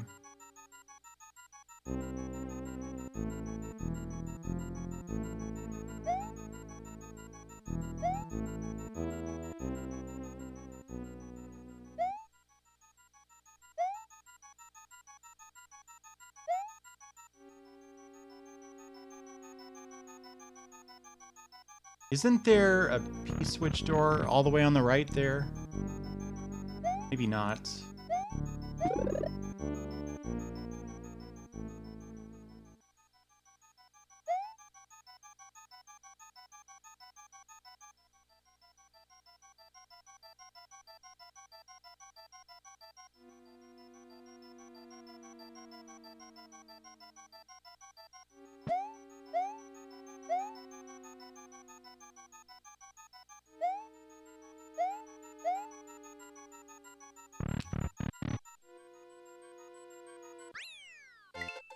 I did it.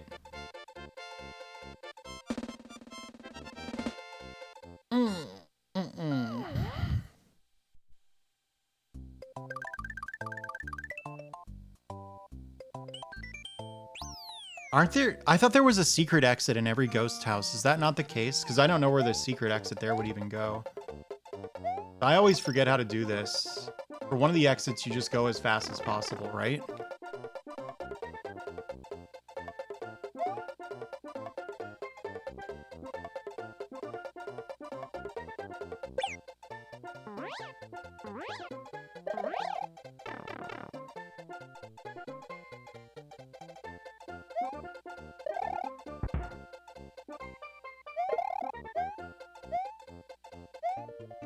Yeah, see this?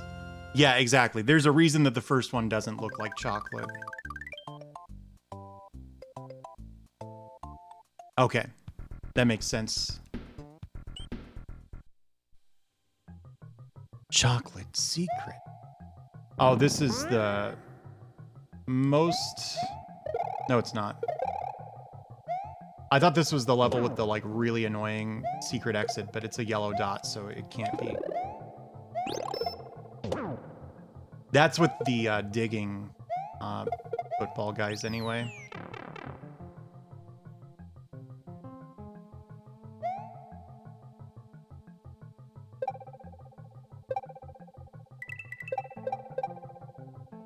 I'm carrying a... There we go.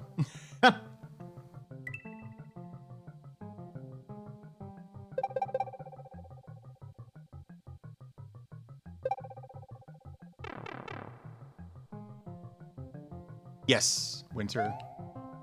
What would a 2P dot look like?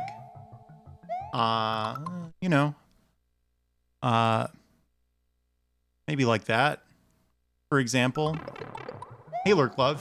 Hey, Bonesy. Wow, I really ate shit there, huh?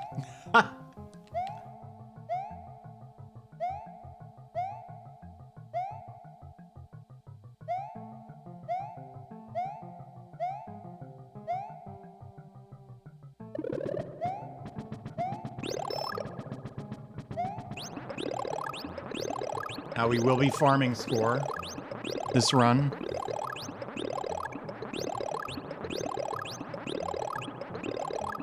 Green, huh? I do like green a lot. Whoa.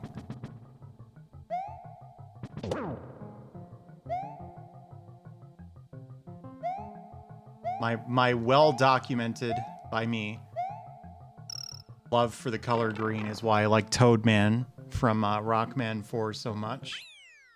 Because he's green. EX dot and start button dot.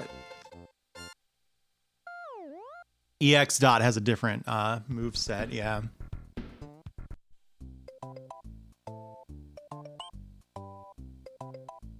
You feel bad for him? Why? Because he's easy? Thank you, Microsphere.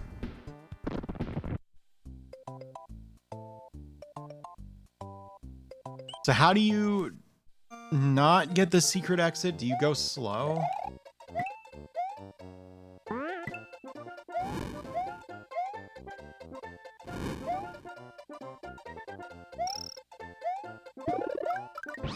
Who's Acid Man? Because I'm a complicated human being. That's it. I contain multitudes.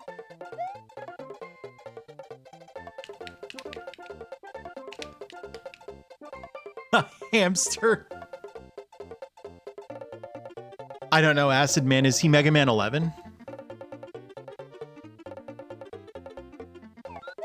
Oh, less than 270 seconds on the clock. Oh, we're fine then.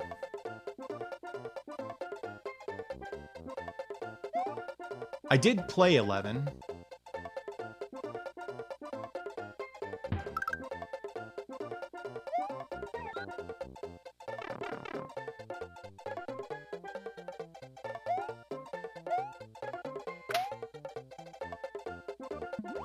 I thought it was pretty fun, honestly, but I didn't beat it.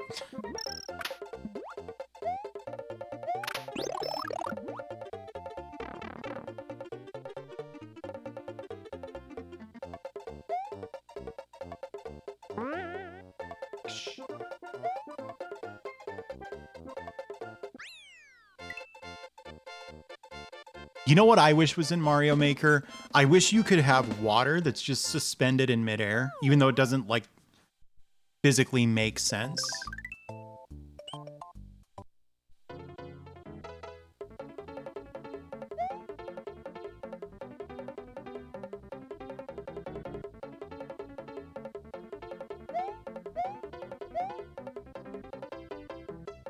I need this.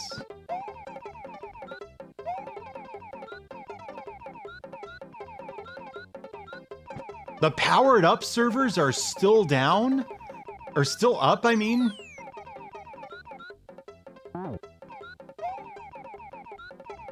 That's what I'm saying, Spammy. It doesn't really matter that it doesn't make sense. But I wanted to be able to do that in Mario Maker, and when I saw you couldn't, I was like, well, fuck this whole game then, and I never played it. My brother bought it, or I bought it, and like I played it on my brother's Wii U for like a little bit.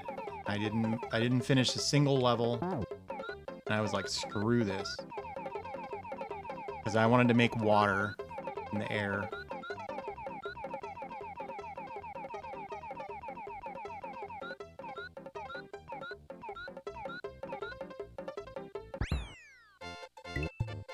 Six.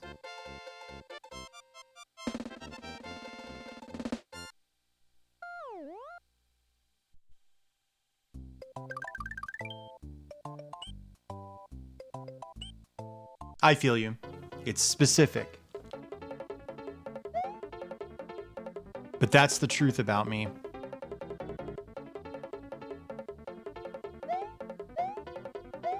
Water in the fire? Why?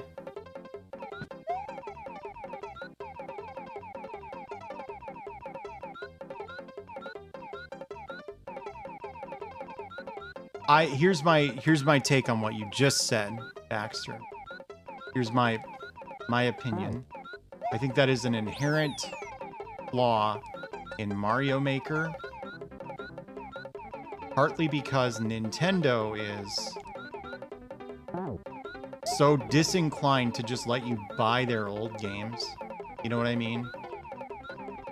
Like, you can get old Nintendo games, right? But they have to be this thing that, ooh, 99. They have to be this thing that, like, you, like, sign up for some service and then you get access to this, like, curated list that for some reason includes, like, Mighty Bomb Jack and all that shit. But these two things conflict with each other, right? If Mario Maker was powerful enough that you could perfectly, like, recreate levels in it, and that you could do really cool shit in it, then why would you ever buy Mario 3 when Nintendo wants to sell it to you for the 19th time? With no real effort into it. It's just an emulator and a wrapper.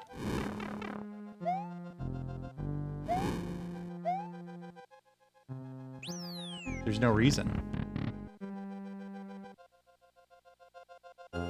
Who's it asking for Atlantis? Me? Yeah, that's why worlds suck. Ooh-ah!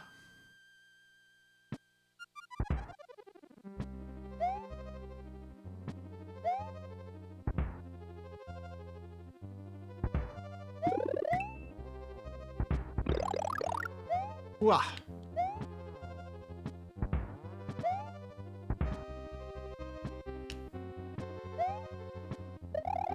I love Atlantis. That game is cool.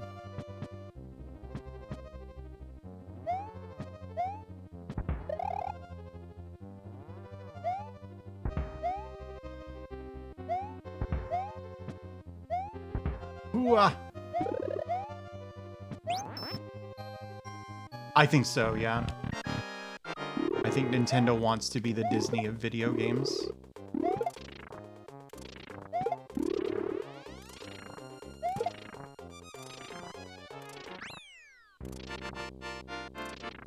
Atlantis was so beloved. I mean, it has a reputation as like a piece of shit.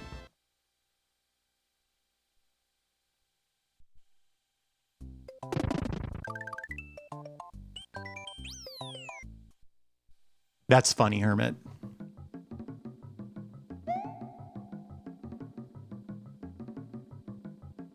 But it's such a weird game that it's got a cult following.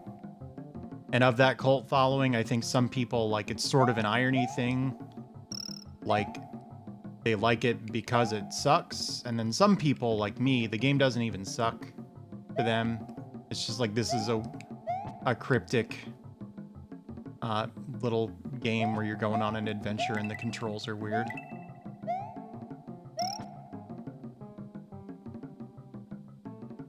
Yeah, I ended up liking the TMNT game, but I don't really disagree with your assertion that it is bad.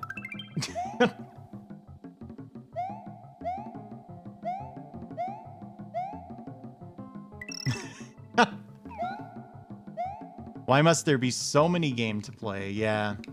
Yeah, Bill, Atlantis does seem like a Bill game. I never really thought about that before, but...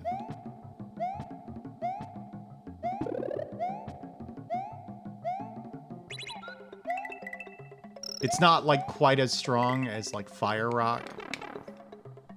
As soon as I played Fire Rock... Did it really trick me?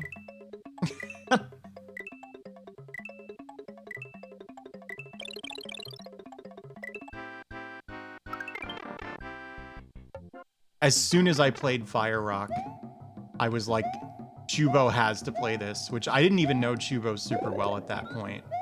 But sometimes you just instantly know. And so, like, Duke Donuts and I hassled Chubo about playing Fire Rock for a while. And I don't know if it is because of... No, that never did happen. And I even forgot about it. So thank you for bringing it up. So I don't know if we're why he played it, or we were hassling him to play Fire Rock and then coincidentally he played it.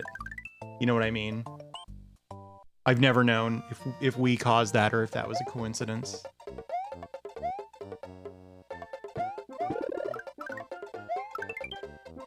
Yeah, Chubo. I've asked you before and I forget. I think you've even answered, but I have... but I just haven't committed the answer to memory.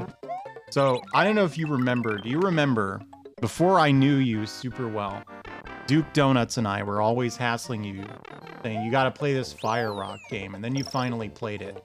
Did that have anything to do with us, or was it just, we were hassling you to play Fire Rock, and then coincidentally you decided to play Fire Rock of your own accord later? Did we put you onto that game? Oh my gosh, I need the Yosh. Too bad. Good to need things. That's actually not very good.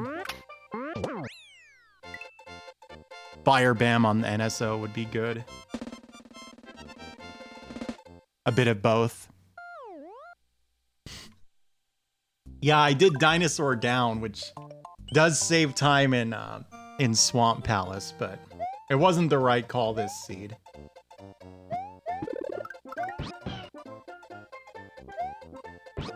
Yeah. I like Nintendo just fine in that they made a lot of games that meant a lot to me when I was a kid. But they definitely participate in some kind of anti-consumer, I fucking cannot play the game for shit. They participate in some anti-consumer practices that I do not care for. Did I go back in the level for a reason? Is there a reason I did this? Ooh, ah.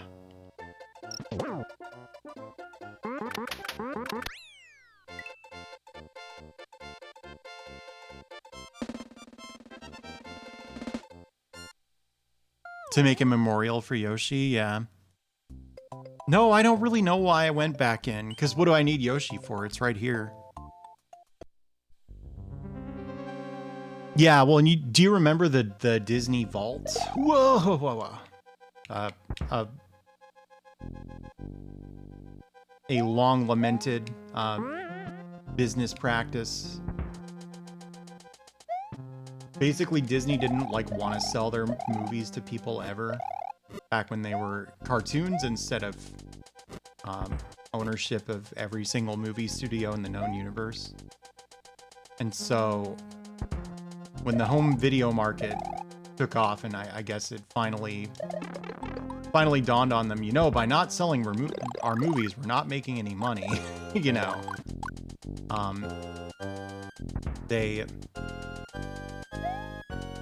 They finally released a couple movies on VHS.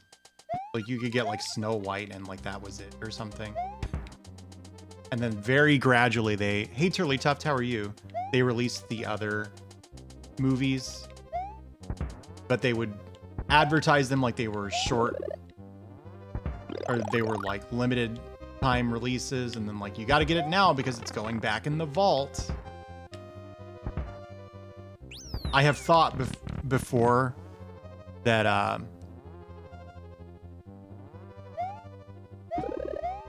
that Nintendo may have been thinking about that when they did, because that's not the only limited edition release they did, was it? Didn't they also do one for the 3D Mario games or something?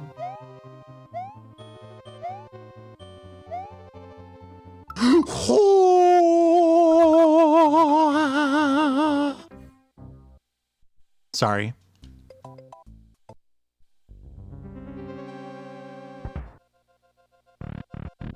Mario is dead. Rip 1cc. Yeah, I'm about to game over.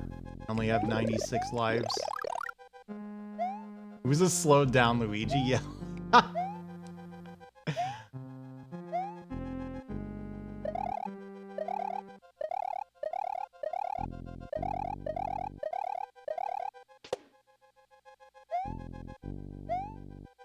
Maybe I did that on purpose, because 96 is a pretty special number.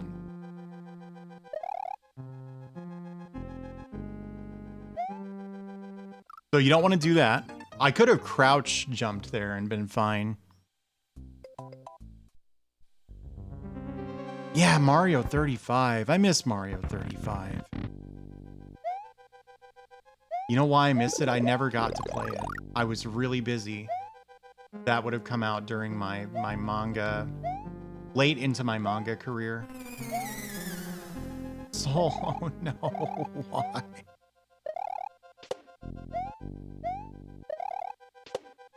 But I never got to play it. It didn't look like that fun to me, so I'm not that upset, but...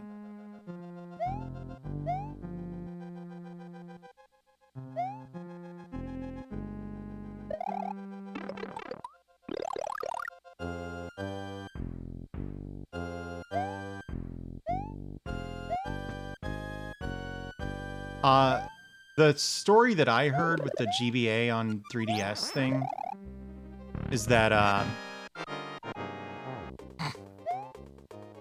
it didn't actually run the games very well. So they didn't feel that it was something that they could really sell. But ambassadors needed some kind of bonus because they bought in on an extremely unsuccessful console launch. I am enjoying stomping. How are you? It worked fine for those games, but what about other GBA games? You know what I mean? Well, yeah.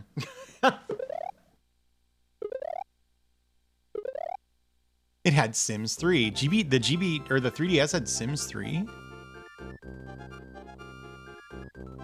I the 3DS, but goddamn is it uncomfortable to play.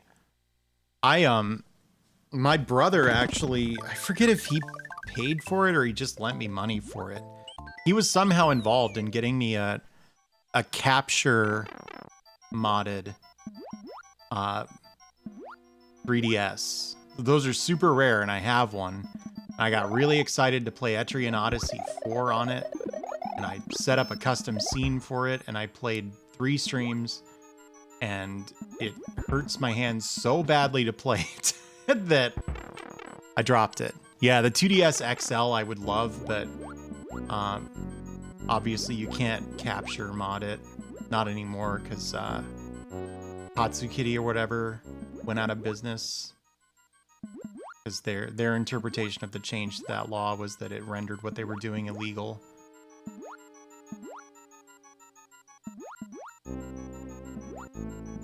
At some point in the pandemic, at some point in the pandemic, 3DS Capture actually opened up orders again for a few months. And that was when I got my Capture modded 3DS.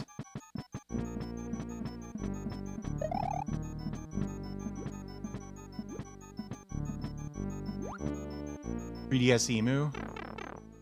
I have no idea.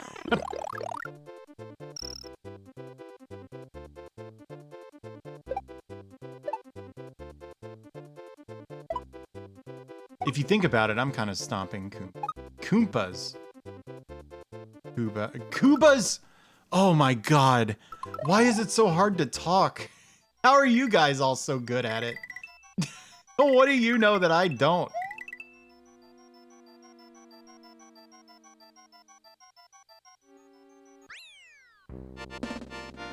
Years of practice.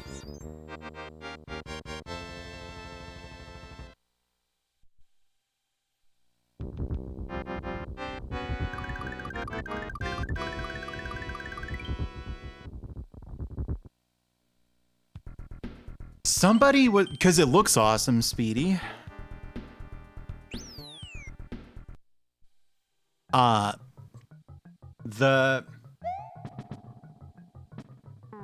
There was a My Life in Gaming about the 3DS, and it was basically a kind of a call for help. Like, they were like, well, we reviewed all of these 3DS capture methods, and as we were filming and writing this review, both of the manufacturers permanently went out of business. So please, somebody come up with a 3DS capture solution. And somebody in the comments was like, I'm already working on it. It's gonna be out soon, and nothing ever came of it.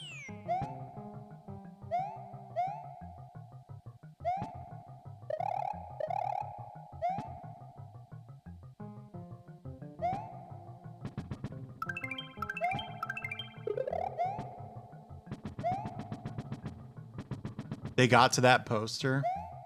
Oh, Nintendo did. I get it now.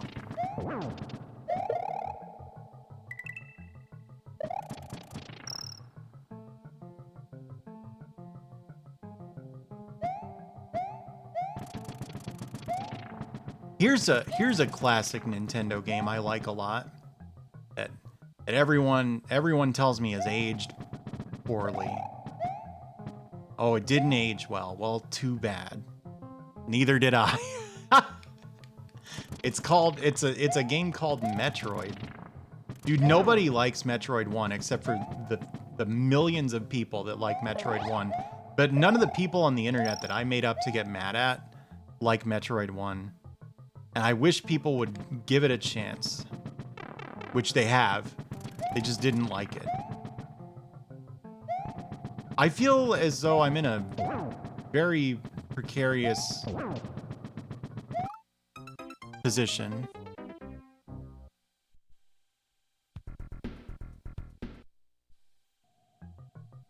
Super's different. Super's a different game.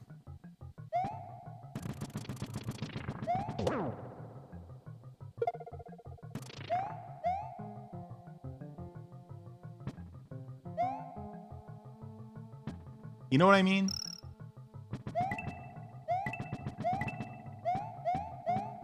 Zero Mission is a totally different game, though. They don't have that much in common. Metroid 1's awesome. I hated it. I like had it when I was a kid and I thought it was fascinating. And then as an adult, I was like, no thanks. This controls like shit. And then I was delirious. I had a fever and I fell asleep to my friend playing this game called Nox, I think is what it's called. Which is like a Diablo ripoff that's like a comedy thing. You can be a few different classes.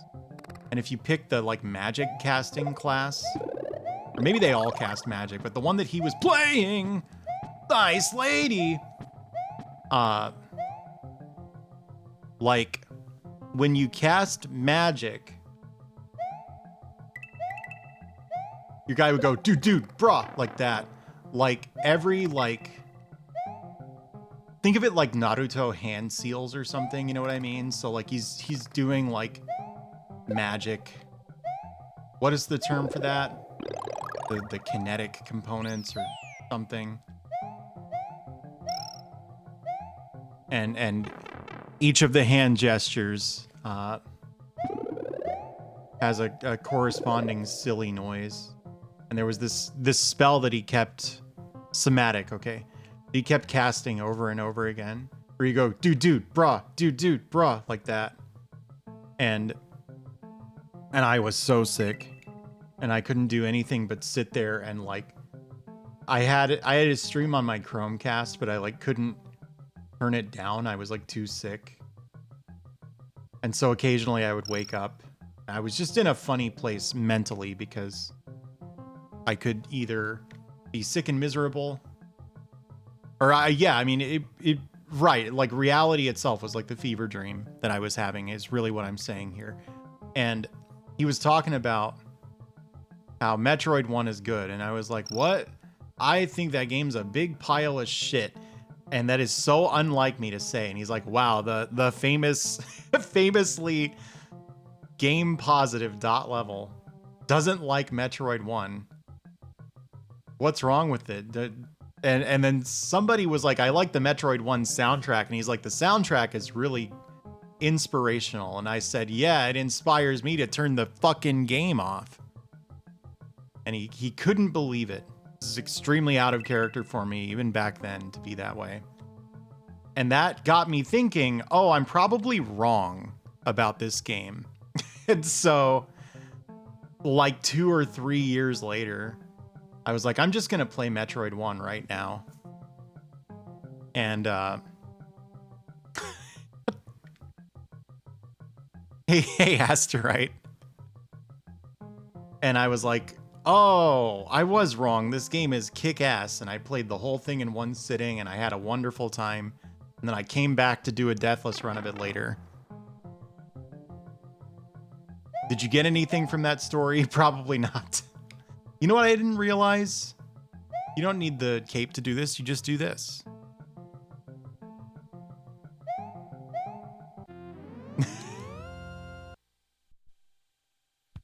Without a guide. I don't think the game is actually that difficult to navigate, to be honest with you. But I had played it in childhood, so I remembered just enough about it. Basically, anytime you get into a new section, you know there's going to be something worth finding. I love Metroid. It's at the time that I thought it was bad, and that the music inspired me to turn it off. Yeah, that's on you.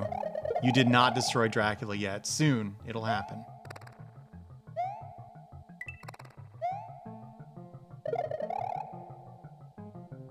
Hey, thanks for the follow.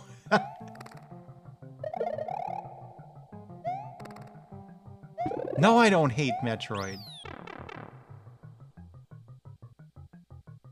I like Metroid.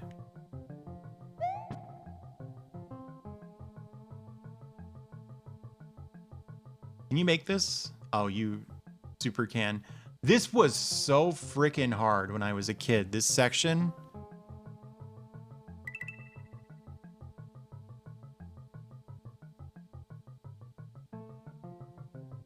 Well, it'll be 40 everywhere. You don't know how much you'd defend Metroid 1? If I were the type to defend games at all, because really I don't give a shit whether people agree with me, then I would defend Metroid 1. I legitimately do not believe that the world of Metroid 1 is as difficult to navigate as people tend to say. I just wanted to say hello to that coin. The starting at 30 health thing is not very cool. I'll give you that.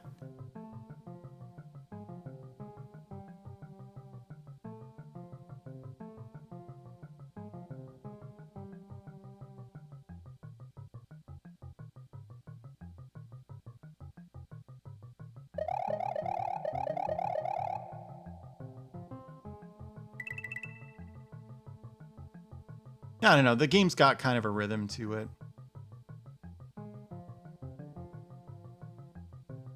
Yeah, it's mostly that. Which, I mean, yeah, that's not everyone's thing, for sure. That was the style at the time. Yeah, like working around that 30 health thing is actually really fun and interesting, but that's only when you're replaying it. You know, the first time you're playing it, you're not going to think like, oh, well, I go down to 30 health every time I die, so when I see an E-tank in a convenient location, I'm going to have to remember to pass that up.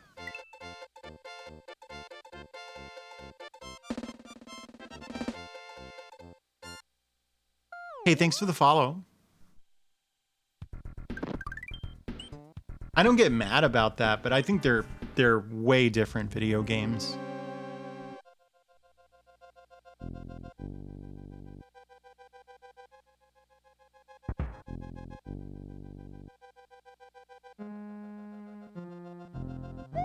Is Fusion that one I didn't like that's like totally linear and you need the guy's permission to do everything?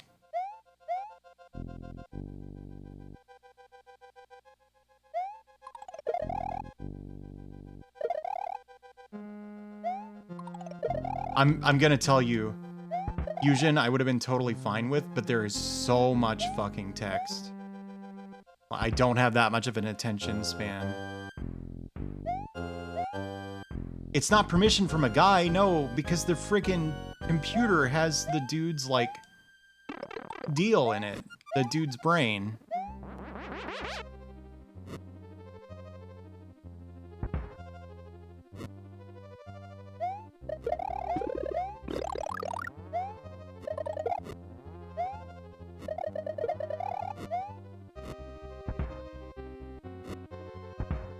No, I'm not. It's the same mechanic. Hooah!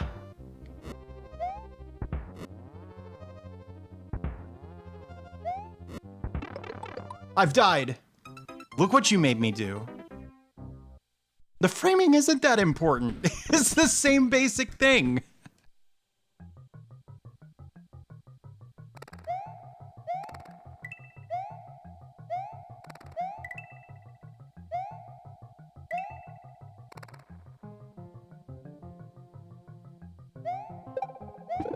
Yeah, I don't know how you're supposed to do it without a cape, honestly. You can, I think, but I've never done it without a cape. Yeah, it's data rooms instead of a physical object.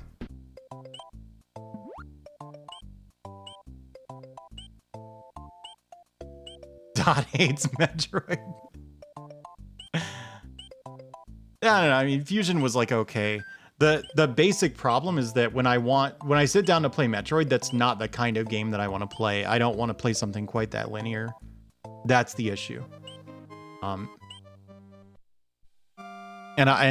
I'm sure, I know like a lot of people love it and I know there's a lot to like about it. I just personally cannot go in without that expectation. You know what I mean? Like, I would say this isn't even an argument, right? This is just me articulating why I personally don't like it.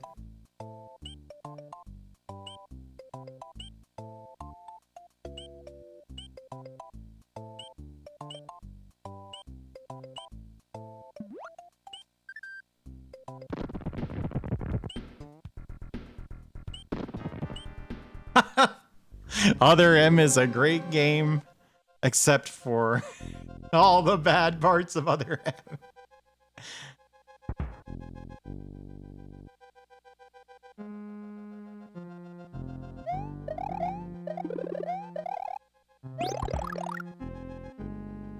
Yeah, Agra, I understand that too. I mean, you know, I'm not like really exaggerating when I say I don't play new games. Like, I have a PS4. It was a mistake because I have used it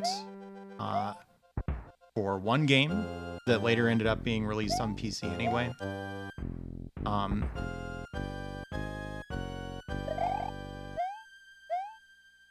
There we go.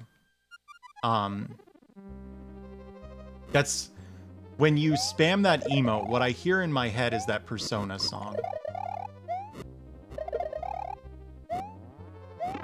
Oh, you jumped! Why would you jump? I meant to tap the feather fall button just before I landed, which raises a whole new question.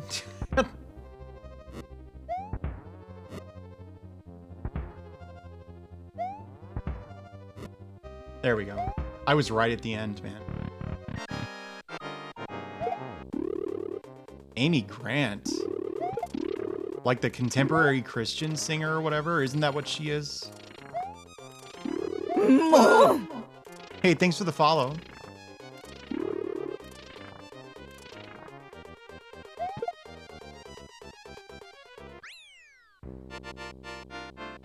Her mainstream secular album. Heart in Motion. I see. How does Mario get out of this room? I don't know.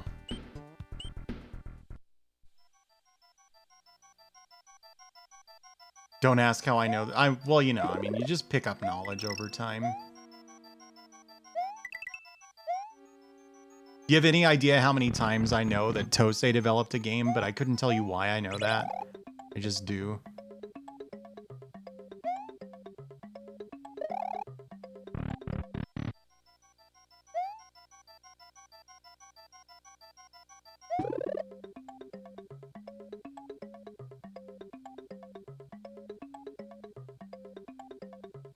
I wonder how close I got. Where's the P-switch, though? What? Oh my god, and I did it perfectly, but without a P-switch, this is all for naught. You see that? You see that?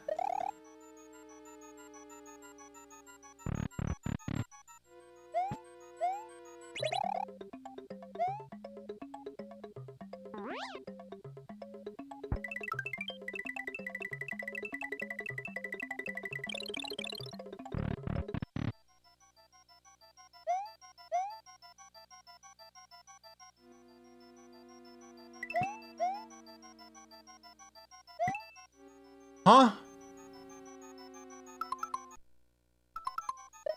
What? You only get one fucking shot? Maybe I need to do it a second time.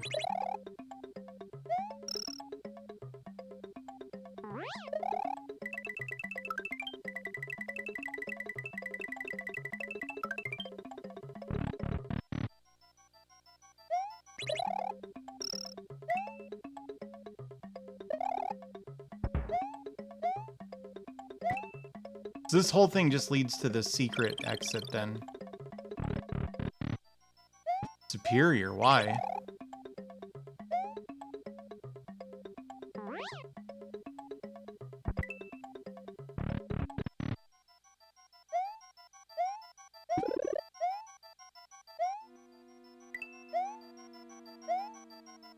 I don't like remakes.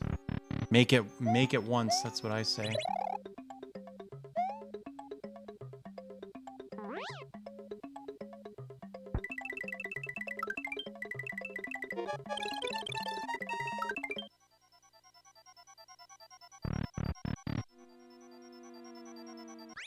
Well, I found that.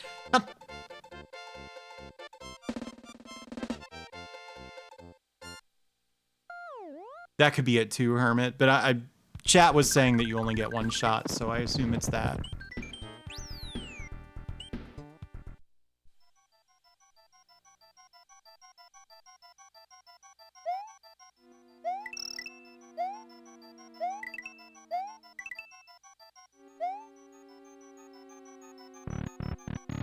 The DuckTales remake. I haven't played that since it was like new.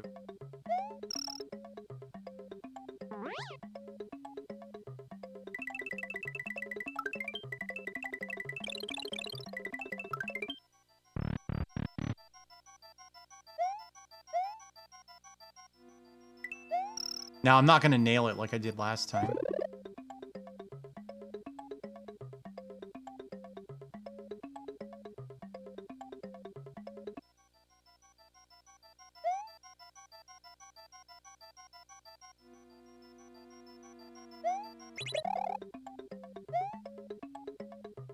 That's too high. Never mind. Because I realized it was too high.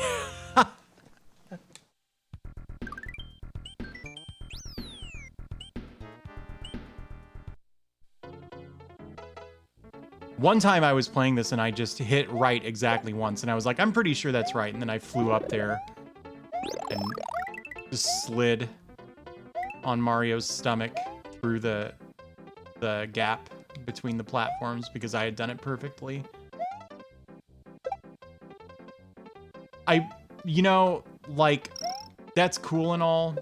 It's just some people, their superpower is like, oh, I can fly, or I can shoot Hadokens or something. You know what I mean?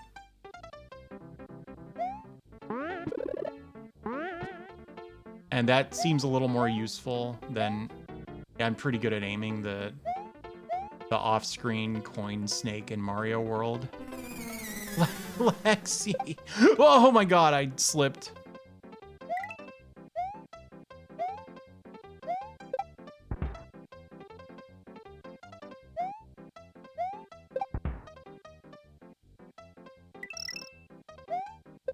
I have another superpower. That's my other superpower. Okay, well, in addition to this one, I have another superpower where if I say something really, like, gloomy and fucking Eeyore and, like pessimistic about a randomizer that I'm playing, like, watch, the hook shot will be right here. I'm usually right. Which, it's often in situations where, like, I have no way to know that what I'm about to say is true.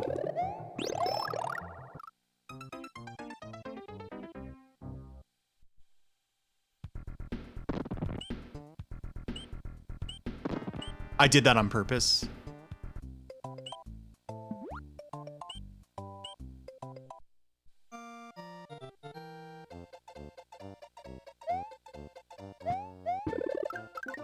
They put Melee in Metroid? I need this guy. It actually was on purpose. I'm not joking this time.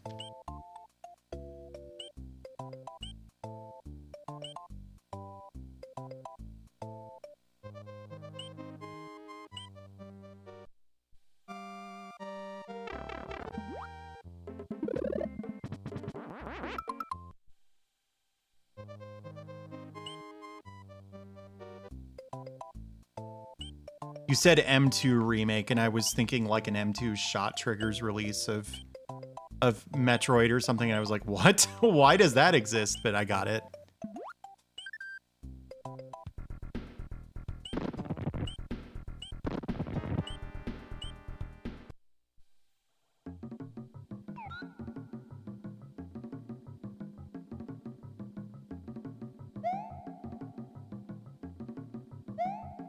Wah. Cha. Cha. How do I carry T Yoshisaur Munchakoopas up here? You go in the pipe? Yes.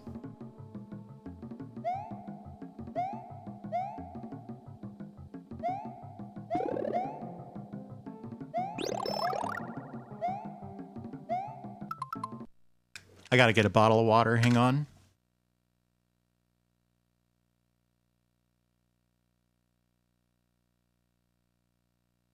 Oh my gosh, the water's all the way upstairs.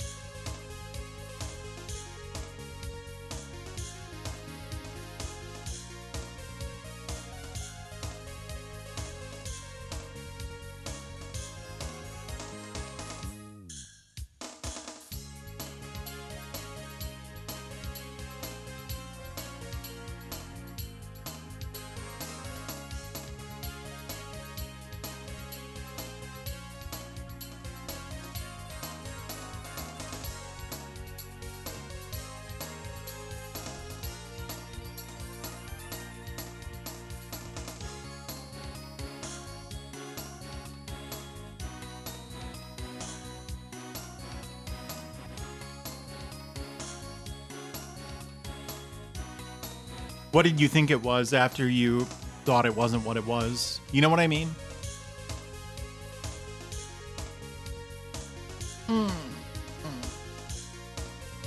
My roommate and I did a little bit of meal prep. You don't know? But I was thinking I might, so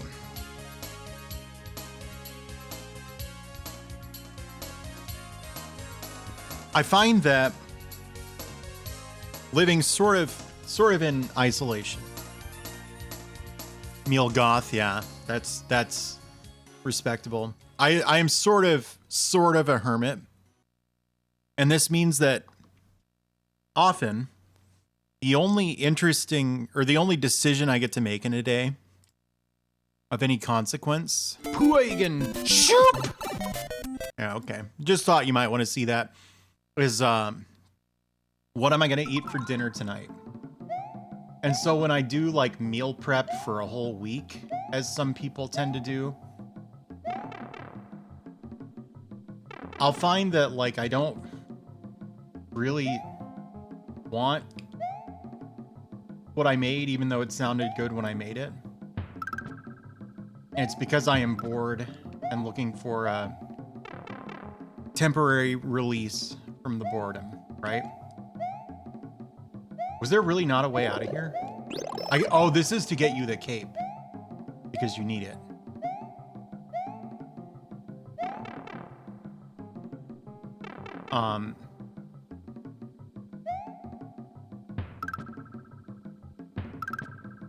How do you get Yoshi up here? Not like he can climb. Yeah, exactly. But lunch, I have played that actually. Lunch, I am not as picky about. So, the meal prep that we did, I'm thinking I want it to cover lunches specifically. What the fuck do you do here? I forget. How do you get Yoshi up the thing? Because you need to finish the level. The block. I left to get a Yoshi for nothing? Hang on.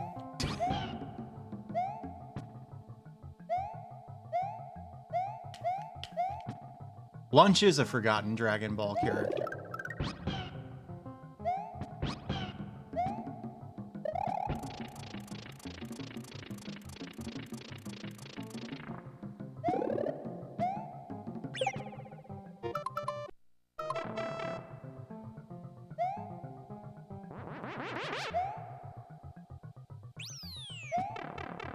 Okay.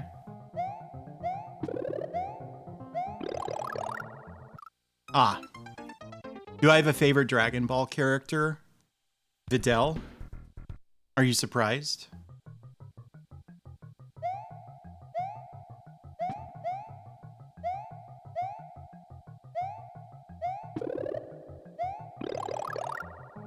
Didn't think so. Whoop.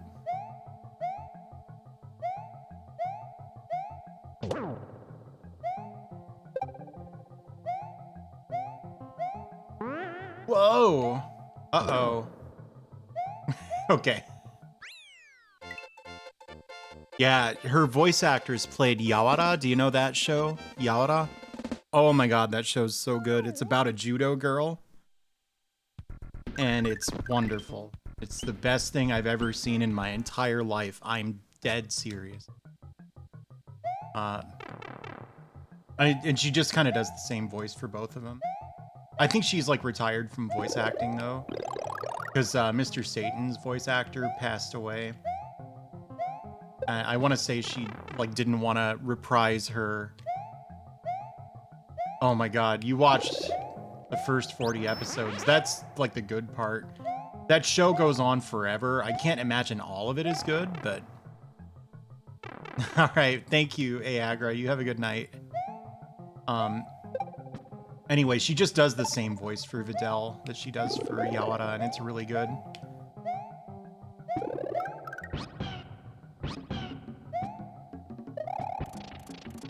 Yeah, that's the only Urasawa I've like read. 'Cause I've read the manga and I've watched the show. The show. My best like David Letterman. I didn't want to grab the tape.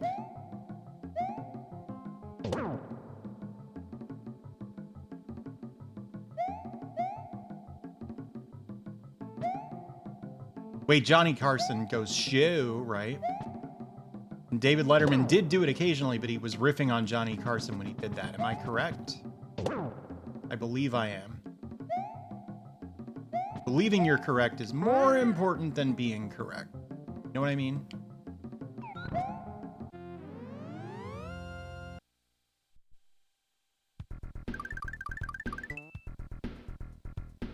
Well, I mean, she's called Videl because it's an anagram for devil, right? Why is Mr. Satan called Mr. Satan?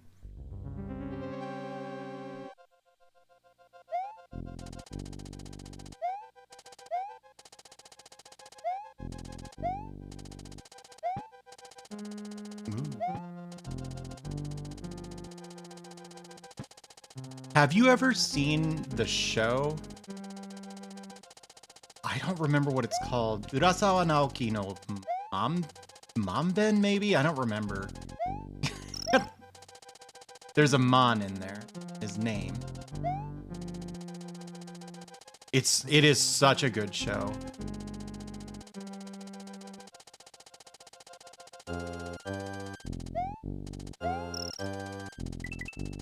The first episode is he's a rewrite of King Piccolo. That's why his name is Satan. I don't follow. Walk me through it.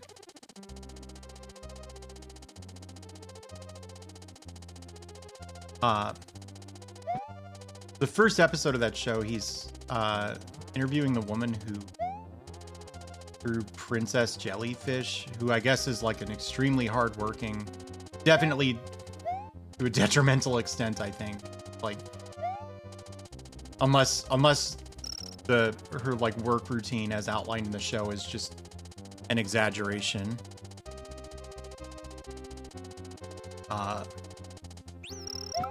It looks like she works too hard. But I didn't want that mushroom. I already have one at home. But holy fuck.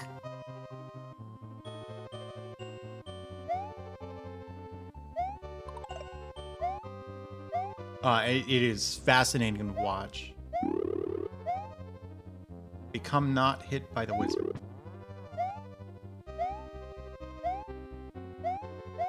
Do you know why these guys are called Kamek? It's one of the rare things in Mario where, like, they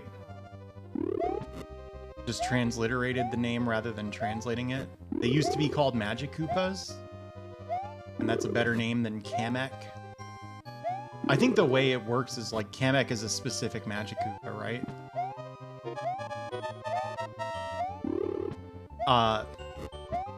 The English word magic in katakana, like transliterated into katakana, is majiku, and the word for turtle is kame. So it's a portmanteau of turtle and magic. That's why Magic Koopa is good as a translation.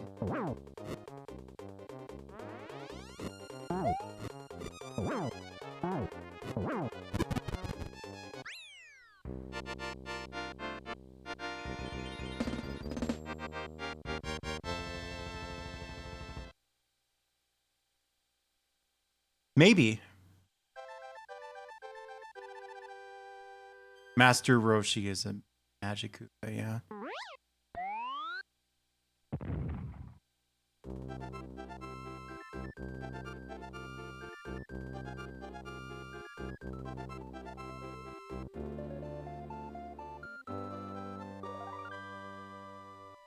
Yeah, I can't keep the Koopa kids straight. Chestnutters. So have I done everything except the Star World and the... Oh, I haven't done the back... Well, of course I haven't done the back door.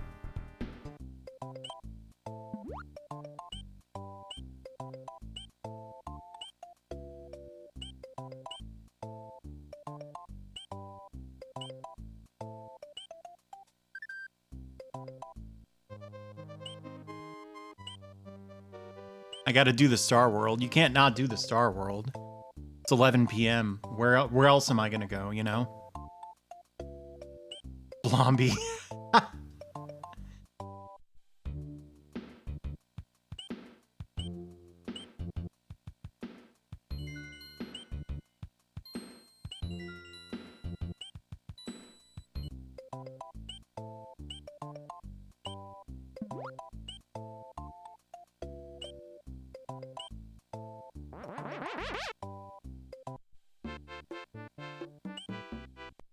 Getting every exit.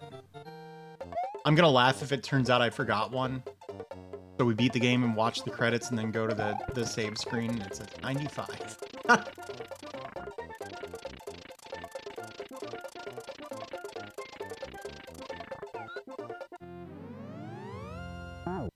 Wow.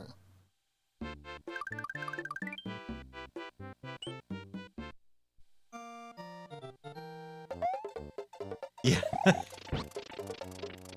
The reward that is definitely worth it. Thank you, Bonesy.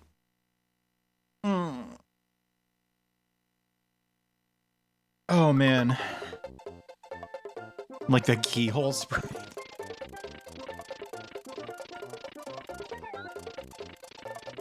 Well, you really can't do the tornadoes with tape, can you?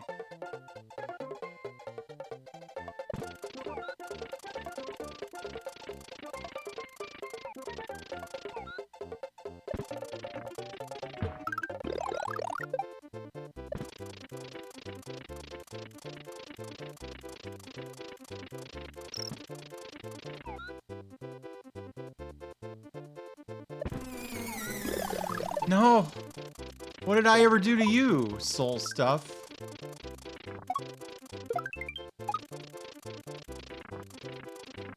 Oh, I guess I have 99 lives. I don't need to try to farm another one out.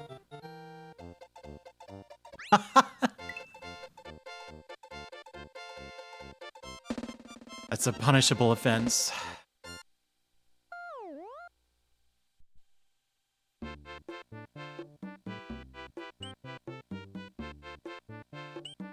How did I get so many lives? By playing really well. I have died, I think, 4 times, and 2 were on purpose. And this game, if you know how to play it, can throw a lot of lives your way.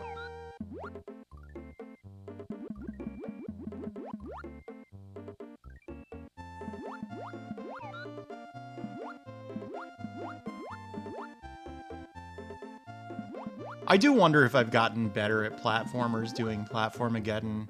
I know, like, streaming has made me better at video games. The Cube Zone? What's the Cube Zone? Are you talking about the bonus level? I've been avoiding it because it's time consuming. But no, I'm not, actually.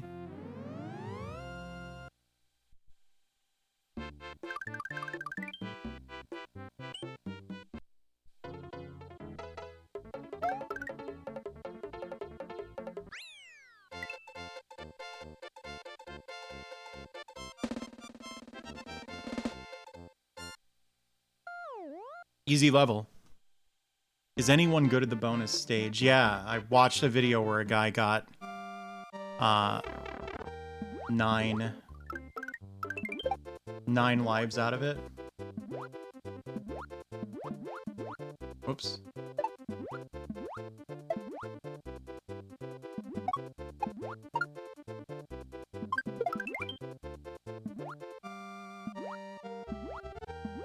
Or whatever the maximum number is. Is it 8?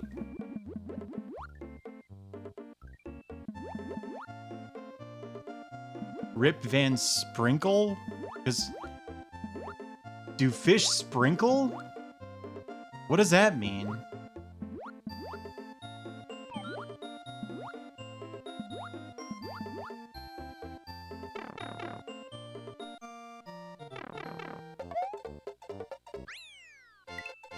They're wet?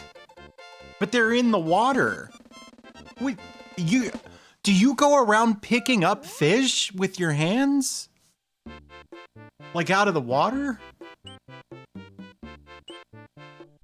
See...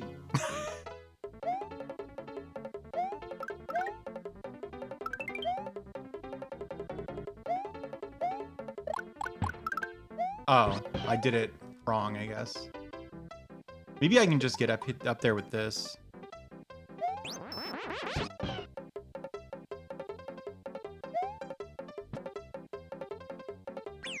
Whoa, oh, I need the guy.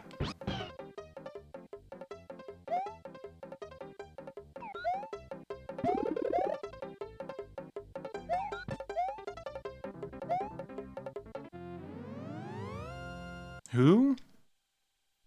If it's a dead fish, then you're picking it up to eat it. I mean, that is like more understandable. It's like, do you just like pick them up to like pet them? Woo! Sorry, it was alive. Well, that part's a little odd.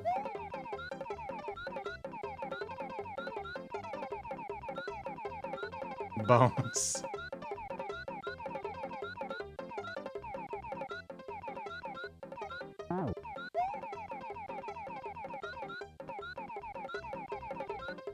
What's the point of this in this one?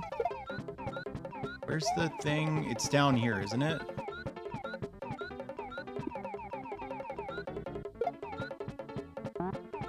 Oh, you dipshit. Hang on.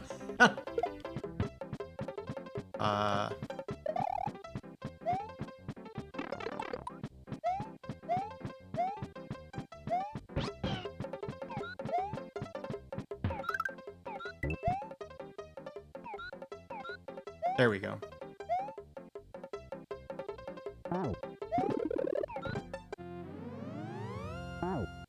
Wow.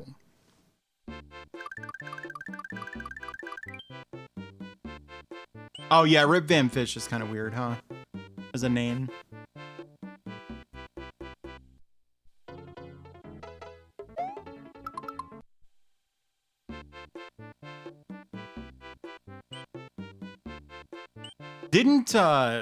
Doesn't that get you killed, though? Because manta rays are incredibly dangerous? Isn't that sort of like petting a puffer fish? Well, yeah, it's based on... Oh, Fish Van Winkle would be better. Yes, that's true.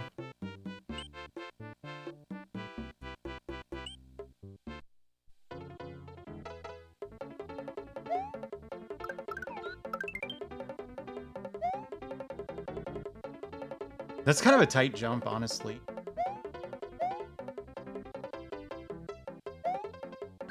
You can't just say that about every single jump you miss.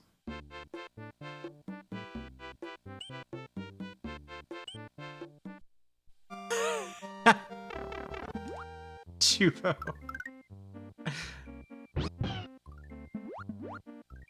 Blue Yoshi, if he swallows or if he puts a shell in his mouth, he gets wings. Doesn't matter what color the shell is.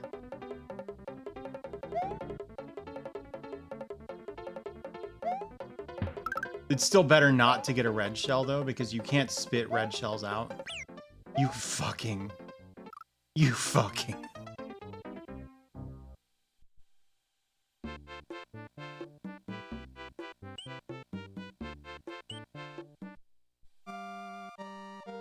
From the top, give me this. Yeah, I'm gonna run out.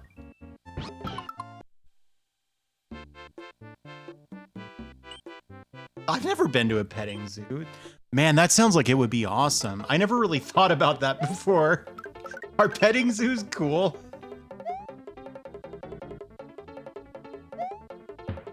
I like animals a lot. Fuck my life.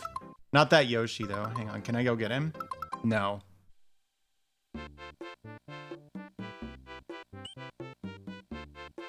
I once pet a kangaroo in Alabama just to watch him. What? The die doesn't work. Jesus. 17.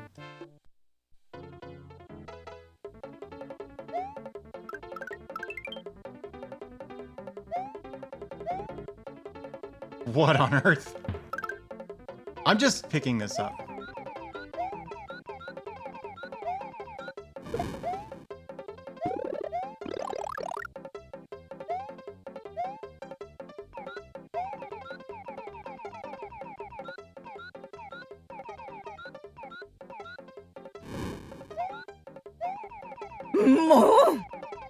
Hey, thanks for the follow.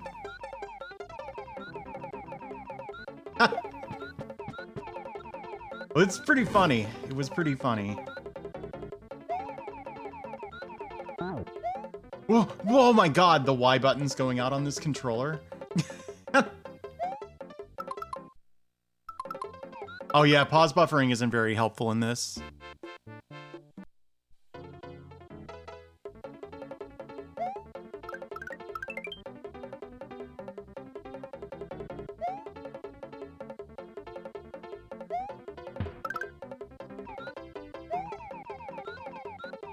You probably can't go to a petting zoo if you're an adult, can you? It's like Chuck E. Cheese.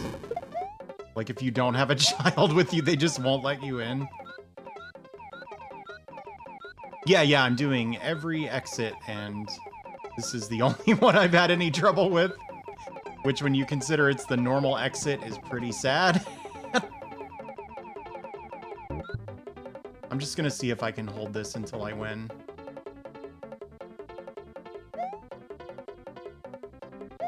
Yes. The only old people allowed at petting zoos are vets.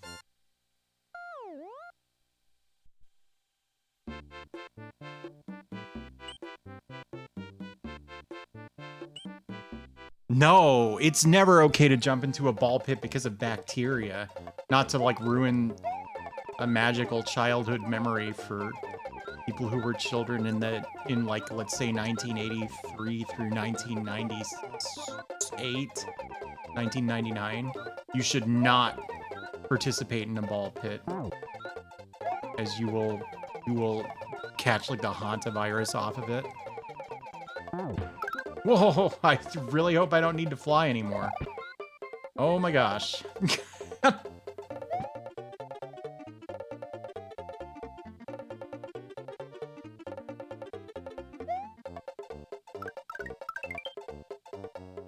If you go to DashCon, well, you won't have a very good time.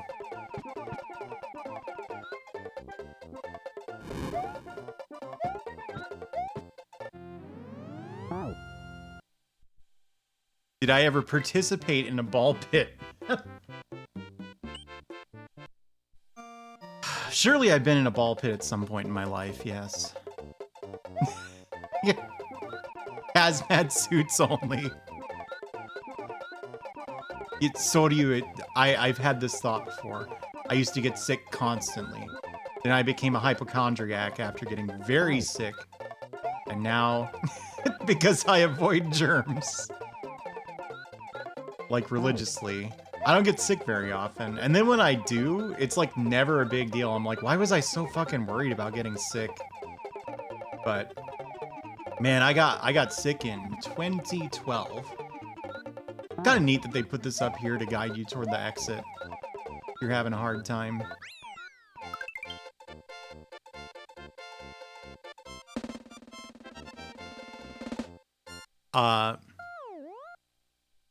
A petting zoo of VTubers?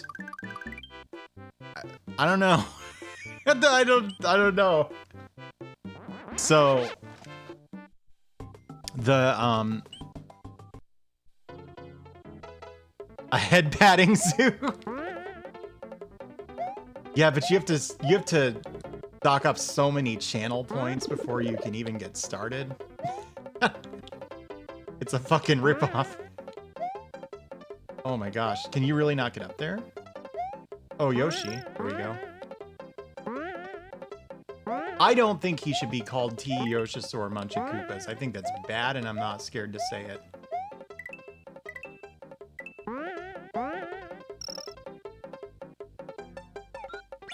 Oh no.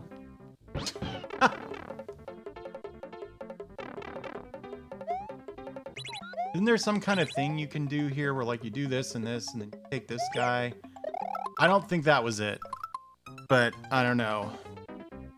The food pellets of a VTuber petting zoo.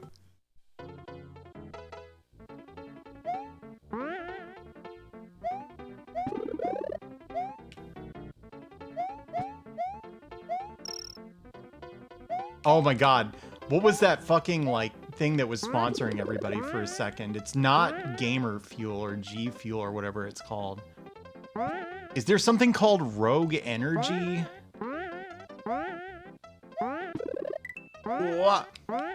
Oh, mushroom. Mushroom. Rogue Energy. That's the food pellets of the VTuber petting zoo. You can give the VTubers Rogue Energy. Yeah, as soon as I said mushroom, at that pitch, I was like, well, I have to say it a second time.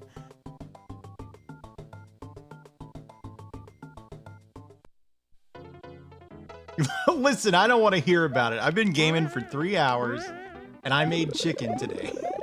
All right.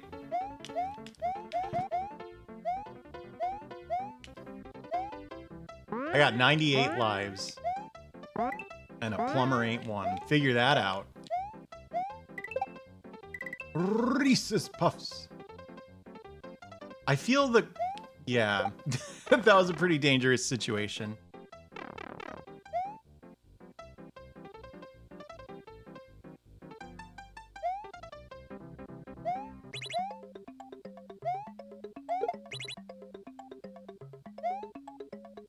Wait, what were we talking about?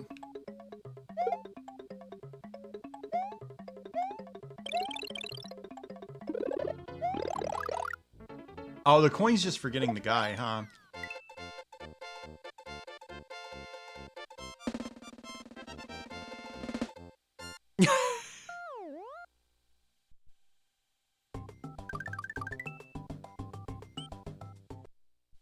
Is this the one? Tubular. Totally tubuloso, dudes. There's still some cheese on the shredder. Shredder. Remember that one? No. But it's real. Tell you that much. Holy fuck. Ah, this level's fine. You'll see.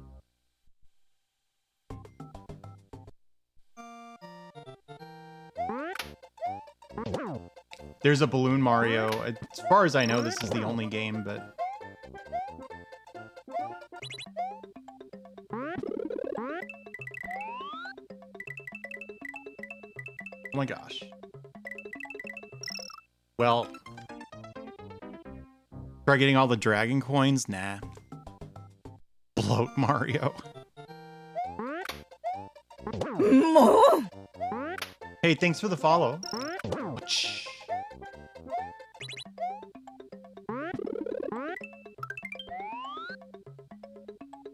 There we go. This is the next one.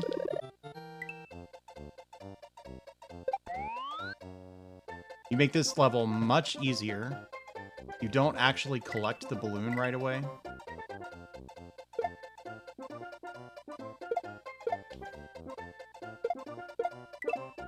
Uh-oh.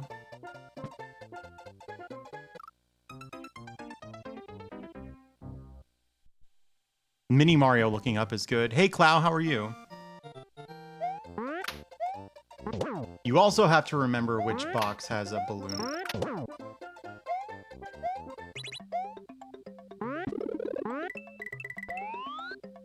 Whoa.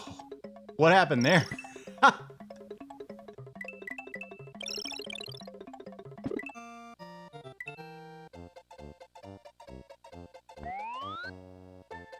you telling me to collect all these?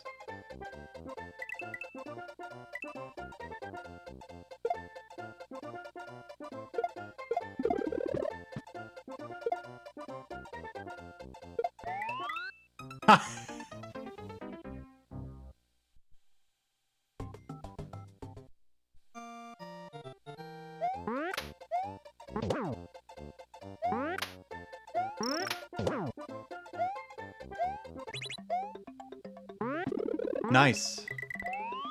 Do like ramen. There's one.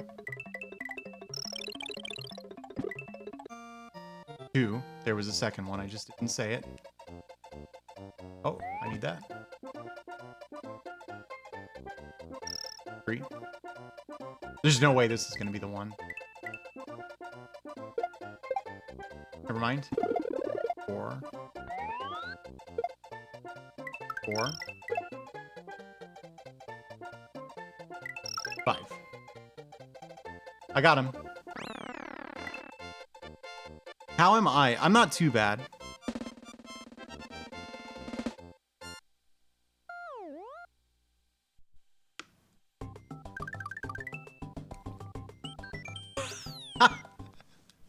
Good emote. Wait. Have I signed Mario's Death Warrant? It's okay. It's not.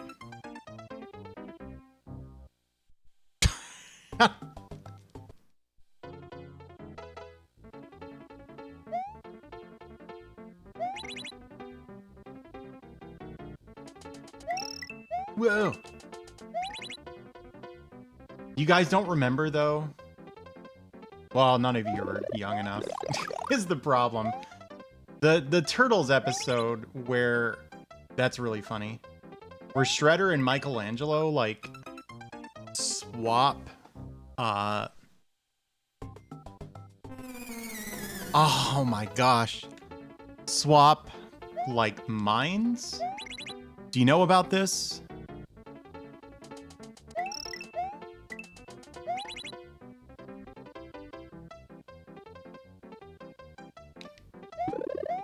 Very bad episode. Not a lot of original Teenage Mutant Ninja Turtles episodes that I'm actually very fond of. Even though it was the coolest shit in the world when I was 7.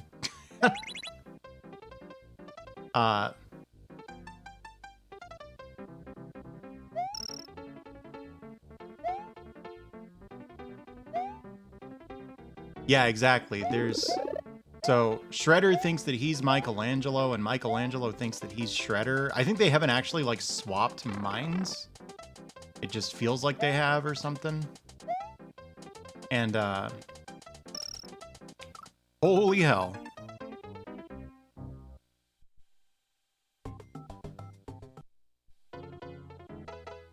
And, it's one of the only moments from the Teenage Mutant Ninja Turtles cartoon that I remember ever, because there's been like a robbery at a pizzeria or something, and Turtles have to go there to save the day.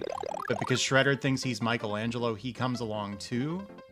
And then they're in the kitchen of the pizza place, and he goes, "Whoa, totally tubuloso, dudes. There's still some cheese in the shredder." Because I guess there's a shredder at pizzerias, or at least that's what the episode would have you believe. And then saying Shredder makes him remember, wait, I'm not Michelangelo, I'm Shredder. And so he goes, Shredder, Shredder, Shredder, like in his head. It's like the famous Spice episode of Utena, but, well, a lot about it is pretty different because it's Teenage Mutant Ninja Turtles instead of Utena, but...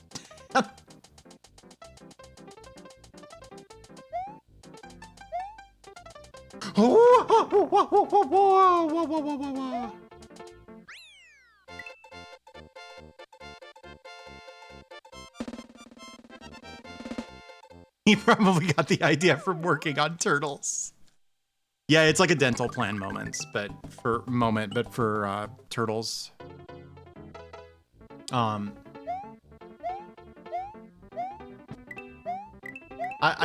I would love to like actually like Teenage Mutant Ninja Turtles because it's from when I was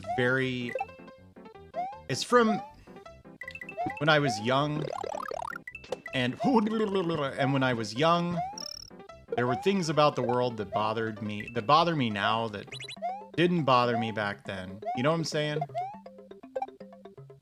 The simpler time. And as much as I would love to go back to that simpler time, I can't bring the turtles with me because I've watched their stupid show. And I hate the neutrinos. And it really sucks that they can't actually show the turtles like fighting. You know what I mean? They just have to kind of like toss the foot soldiers around and then they're robots and they blow up.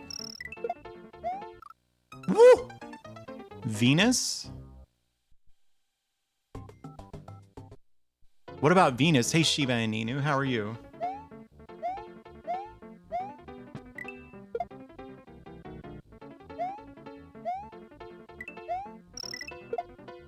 I don't even know what Next Mutation is. The Great Planet. One of the very best. It's in my top 9 planets. Wee. What noise do you make when you're startled by what's going on in Mario? Is it wee?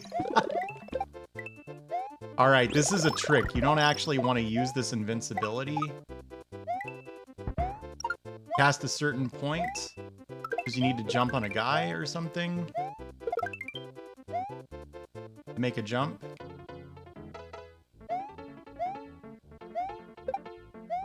Holy hell.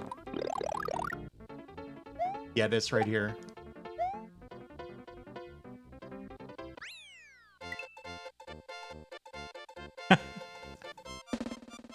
Am I including Pluto? Yeah, I know I shouldn't anymore, but it was always a planet in my head.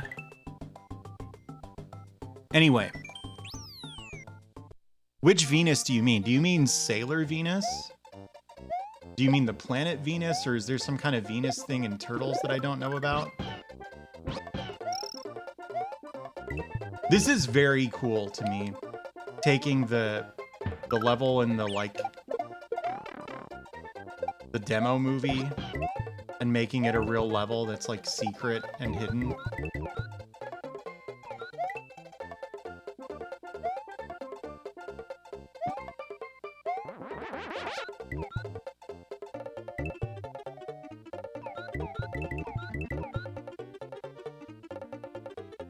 A female turtle in the live-action series. Yeah, no idea.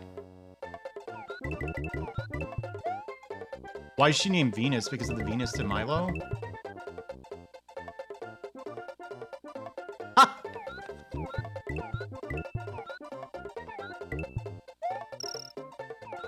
Well, that's actually pretty funny.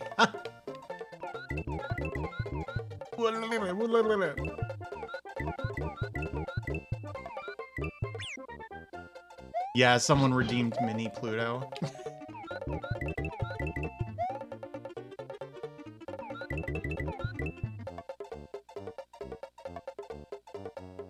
A turtle named after Jack Kirby.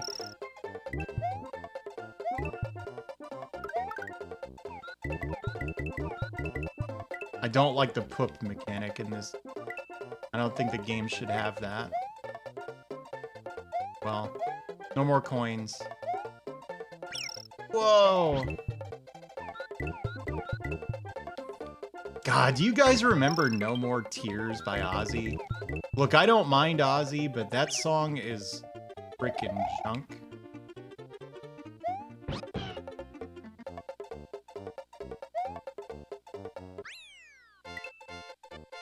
But Dot, what's your favorite Ozzy song? Why, thank you for asking. It's Shot in the Dark. You know that one? That one rules.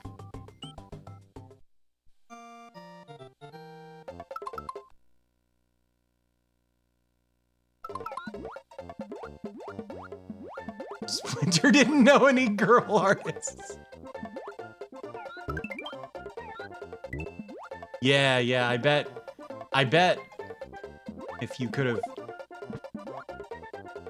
experienced Black Sabbath back in the day, it would have been like experiencing American football today. I like music like that, man. That's how I am. I used to be into like prog metal and shit. You know my favorite bands now? Japanese bands you haven't heard of. Ozma and Weezer, but only the first two Weezers.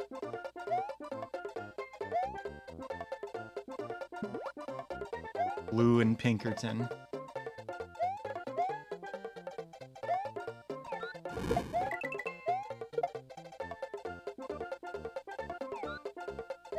What do you mean mid? Explain what you mean. Yoshi!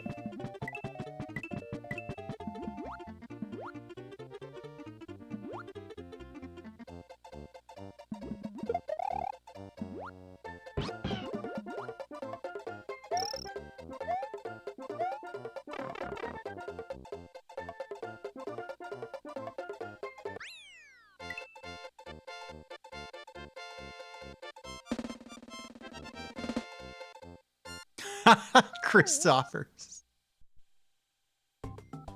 I want to see that video, Pyromance.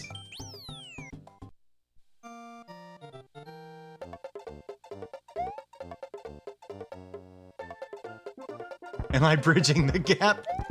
You're healing the rift in the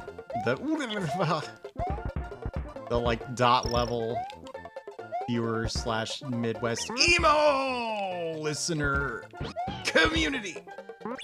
Oh.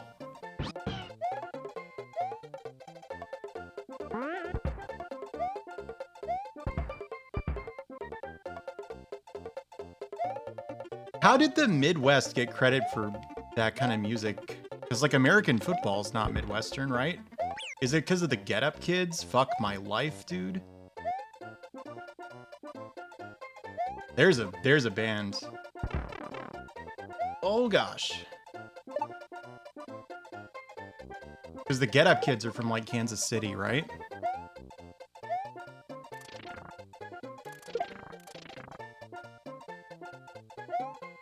Philadelphia? That's not Midwest, that's East Coast. You mean to tell me Midwest emo is East Coast emo? Which was catchier anyway?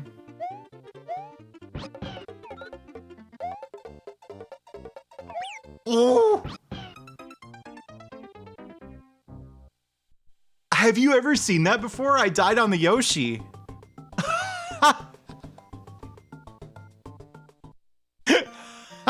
Cool. I did that on purpose.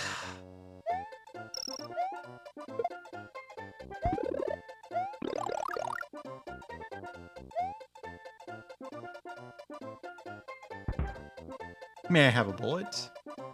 Hello?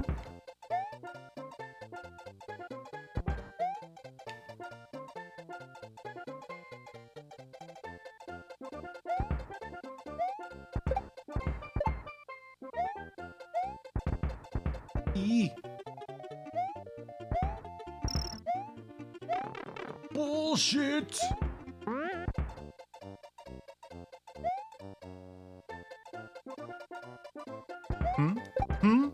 I don't understand these things. Is this even enough? Shh. Yes.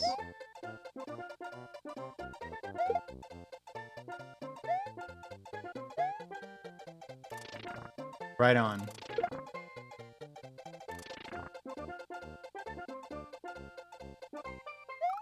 Woo!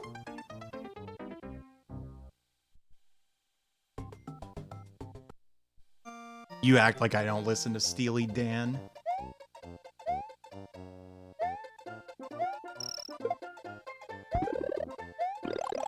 Did someone ask what the Japanese bands that I like are? Do I have an excuse to talk about myself again? Because it's been 20 seconds. I feel I've earned it. I showed you that cool way to die on the Yoshi that I didn't know was possible, but I did it on purpose.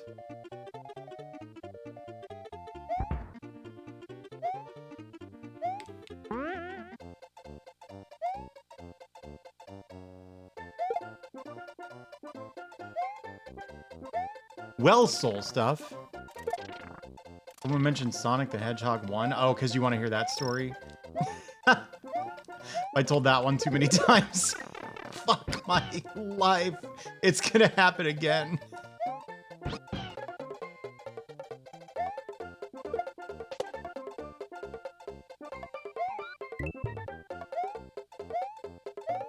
This is like a college class. You guys are like my students.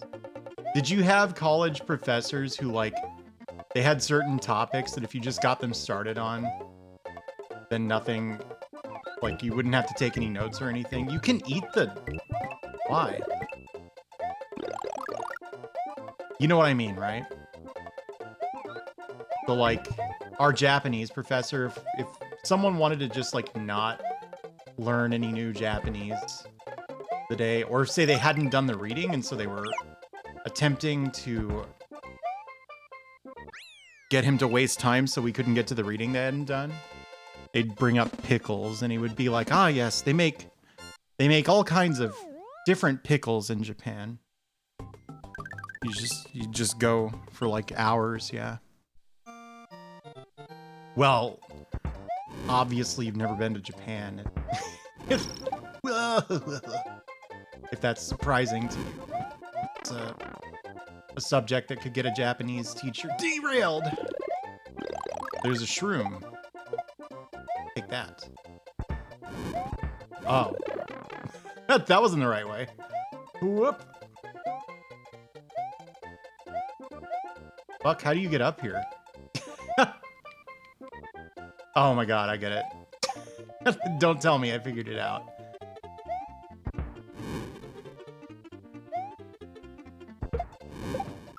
Woo! Funeral moth from Tokyo. No idea. It's, alright, there's bloodthirsty butchers. I like them. I do like the pillows, but I know everybody knows the pillows, so... I'm not gonna tell you about them! Then Syrup 16G, who it seems like they are no longer like an obscure band among English speakers who are into Japanese music. Can someone back me up on this? Is this not the first time you're hearing of this band called Syrup 16G?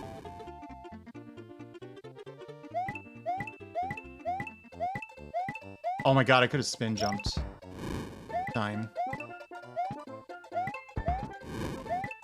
Pickle brands, no. This is a really long level, by the way. Time limit's actually kind of tight. Luckily, I found a pit, so it doesn't matter.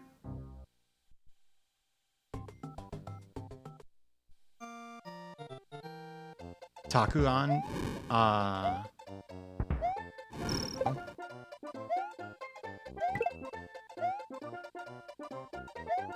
Should I? Ooh! Could be Camping Luna. I thought he would go over me. I can't play Mario. I'm too tired. Like Aerosmith in what way? Like they're a bunch of fucking losers? Oh my god, sorry to any Aerosmith fans in chat. I just thought there was a consensus by now about Aerosmith. Whoa!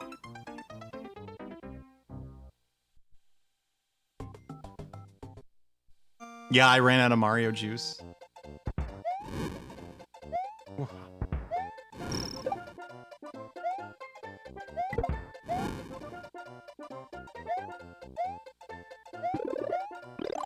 Oh, Takuan. God, you're talking about pickles. I had moved on to music in my head. I was like, huh? I haven't heard of that band.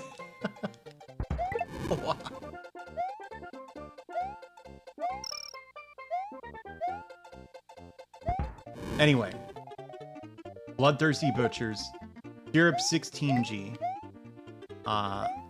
Numbered Girl, kind of like Art School.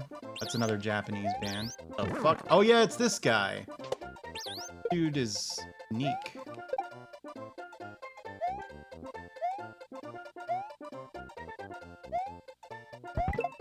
This level's awesome. I generally don't like Mario World ROM hacks because they make the levels like obscenely long. And that's in the rare occasion that they're even possible for someone of my skill level, because a lot of those are designed for people who are really good at Mario World.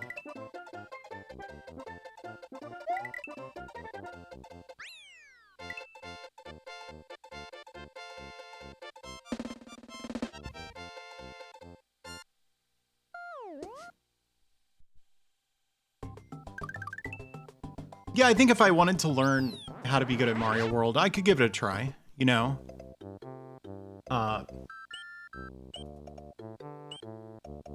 So let's check. Did I do every exit? Ooh, you scared me, Sheriff. Thank you.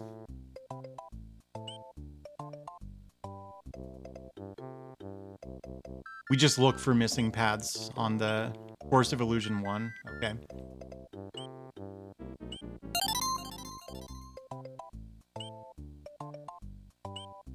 Thank you, Wolf. It'll tell me at the save screen, yeah, but...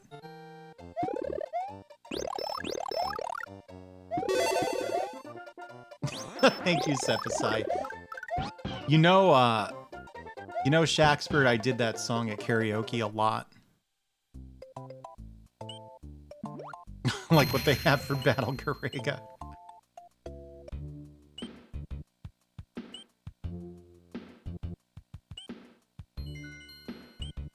So which one did I not do? The good lord. Thank you, Purring and Critic.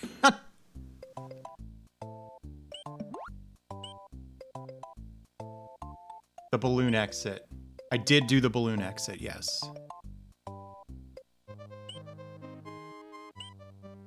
I think I did everything. Hey, thank you, Sheriff.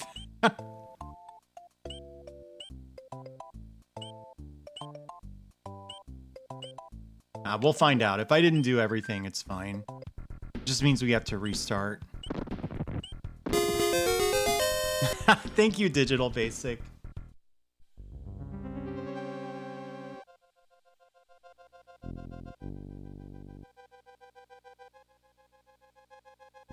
Island, Chocolate Island.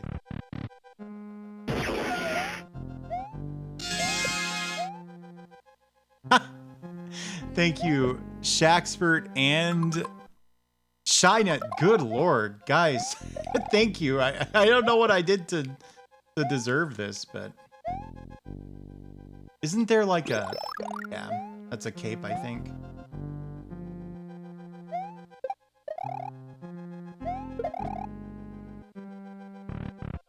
Oh, is that why?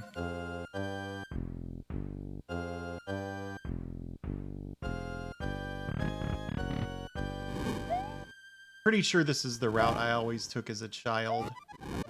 Shoot. There we go.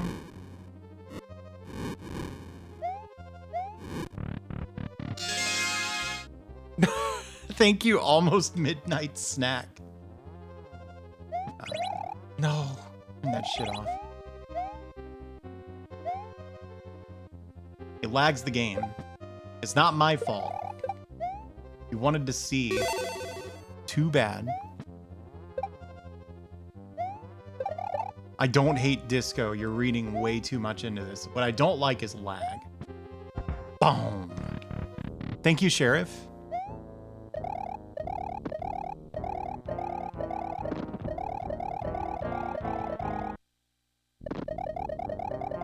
Oh, I started way too early.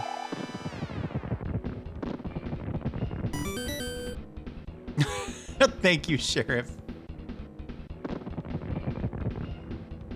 Twitter brain? What? Twitter brain?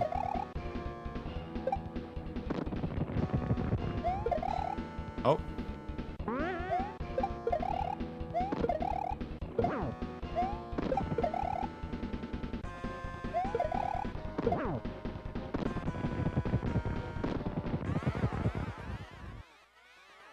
Yeah, there wouldn't be lag on the CRT, but it's a different kind of lag. That's a good one. That's really funny. Oh, good job.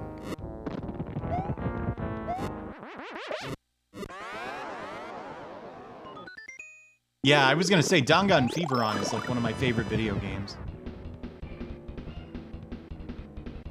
Oh yeah, sure.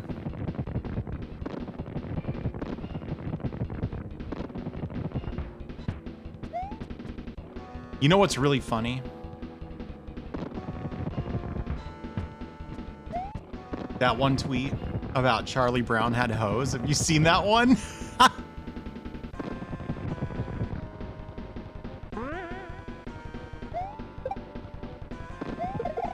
What? Good shot. No, he didn't. That's not true. Another tweet I really like is the whoa, you spelled Garfield really wrong one.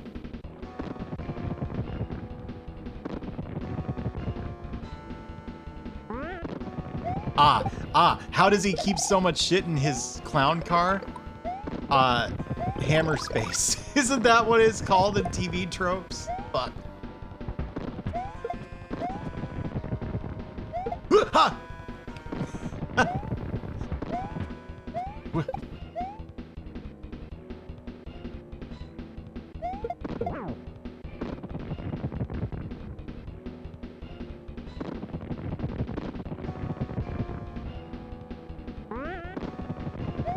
Yeah, Milpy took that one for the team.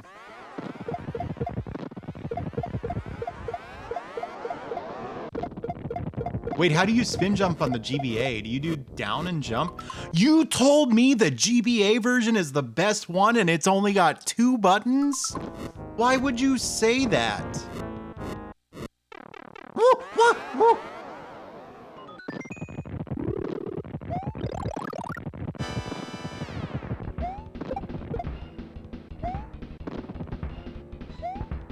You're hitting the R button to spin jump?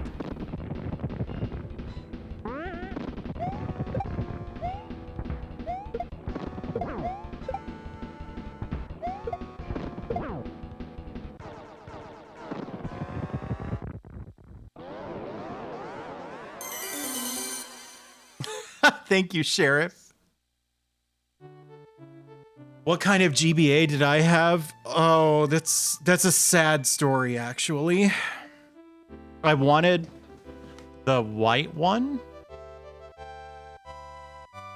And so the GBA came out on my birthday, or the day after, the day before or something. And my mom like called a Toys R Us or something to see if they had a GBA. And she was like, listen, it's my kid's birthday. Can you hold it for me? And they were like, yeah, sure. Which color?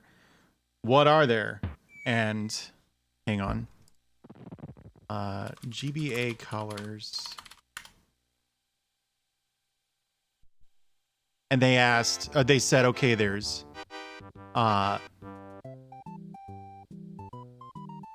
fuchsia and they said there's indigo and glacier.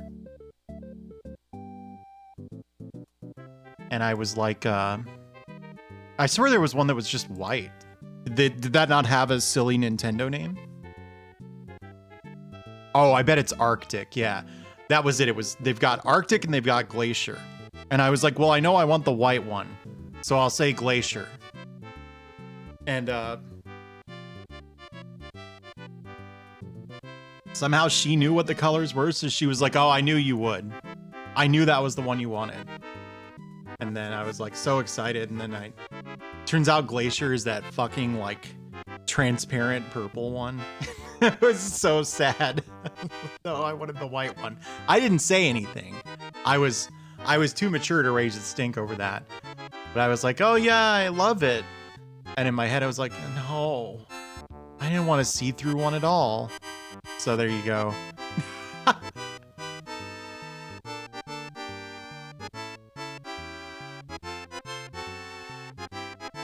No, don't clip that. Don't send that to my mom. She gave me what I asked for. That's not her fault that Nintendo named their colors something stupid.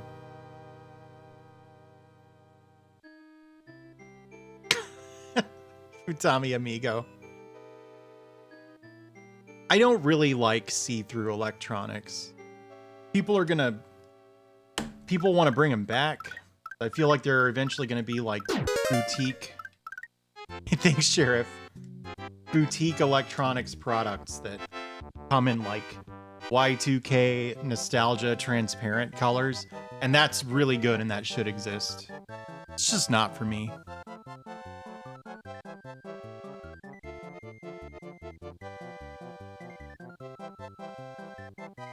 A transparent PSP.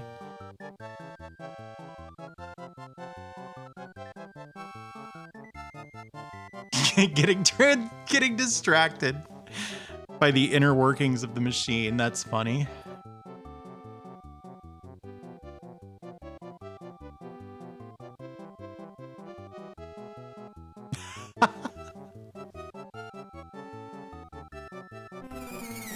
No, why?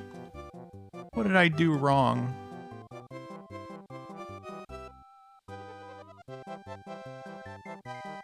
What the? Oh, shit. I accidentally resized VTube Studio on the other monitor. I can't actually see VTube Studio when I'm operating my computer, or when I'm streaming, I mean.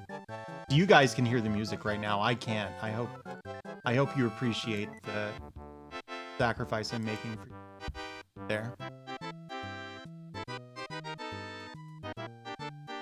Bigger than before. That's right.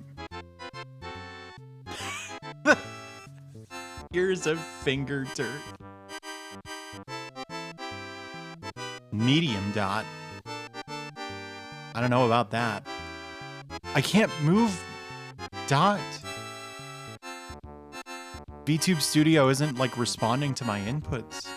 I think I pulled up a menu. A shmup or something that might scratch an Etrian Odyssey itch. For context, my favorite shmup is Eschatos, huh?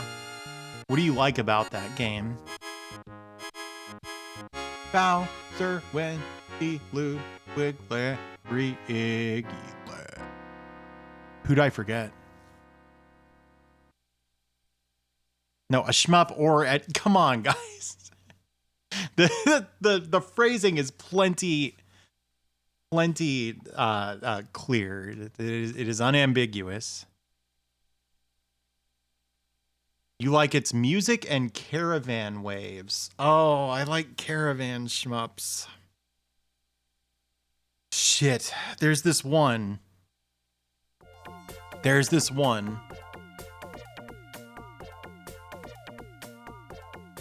Caravan Shmup NES fan game. I forget what this thing is called.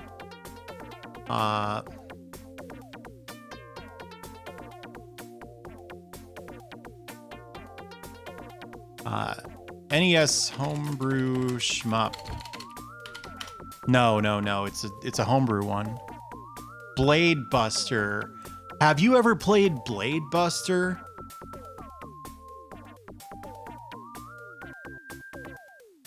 Yeah, Caravan is it's a style of game. So this game only has a caravan mode, but it's very fun.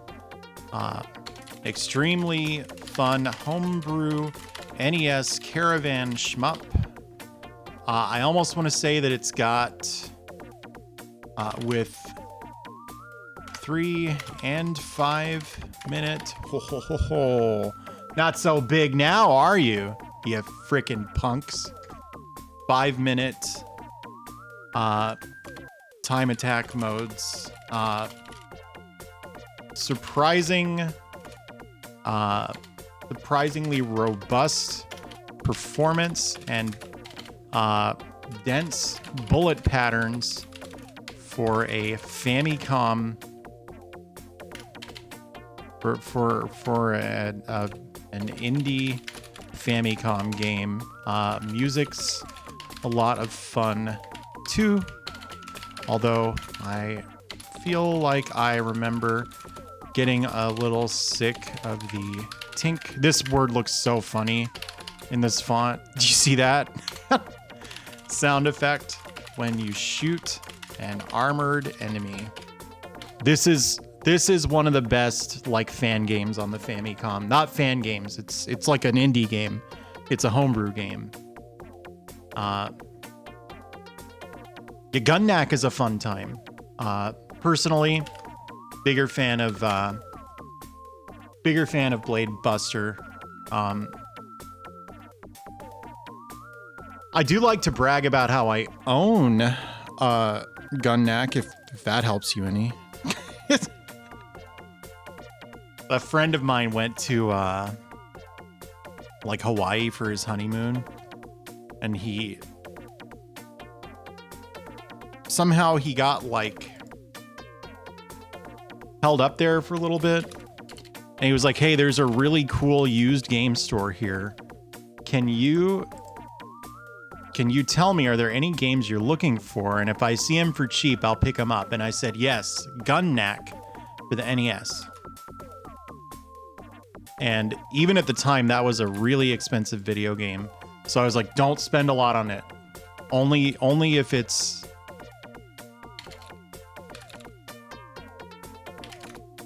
Only if it's affordable. And he came back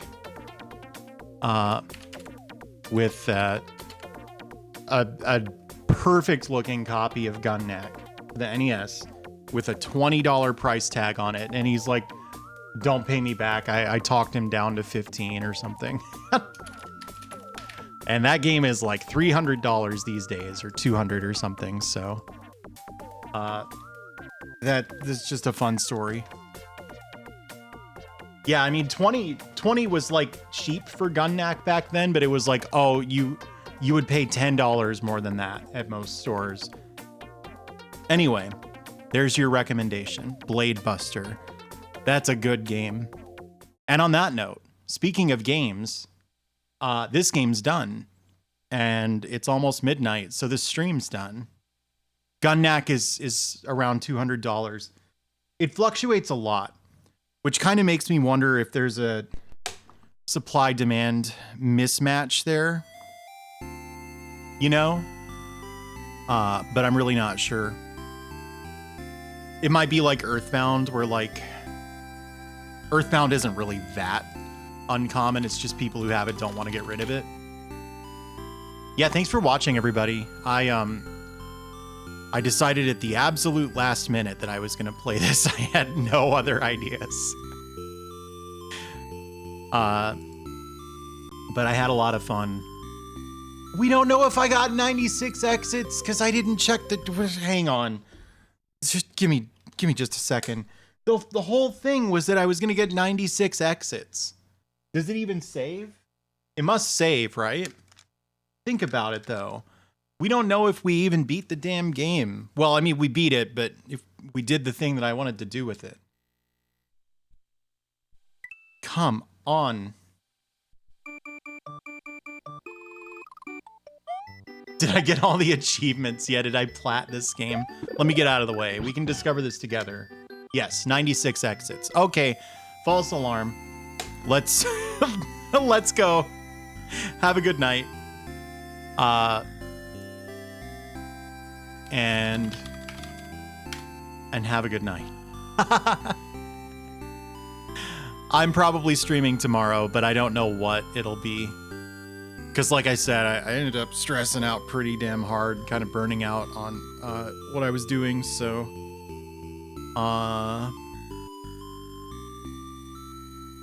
Just looking. I'm just looking. Give me a second.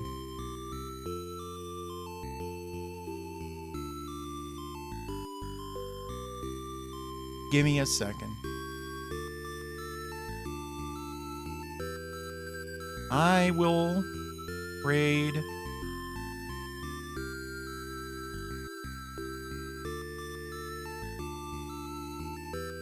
Duke Donuts. Speedy, what I'm shooting for is the 30th. That's kind of what I'm thinking. If I can do it earlier than that, I will. Duke Donuts is playing Demon's Souls. I got the impression he was maybe not enjoying it as much as I did. Here's one thing I'll say. He's got a no backseating rule for this stream. So if you want to give him any advice at all, it has to come from the strategy guide that came with the game. So if you want to participate, it has to be like that. Is that a gravity? It is. All right. Have a good night, everybody. I might see you tomorrow.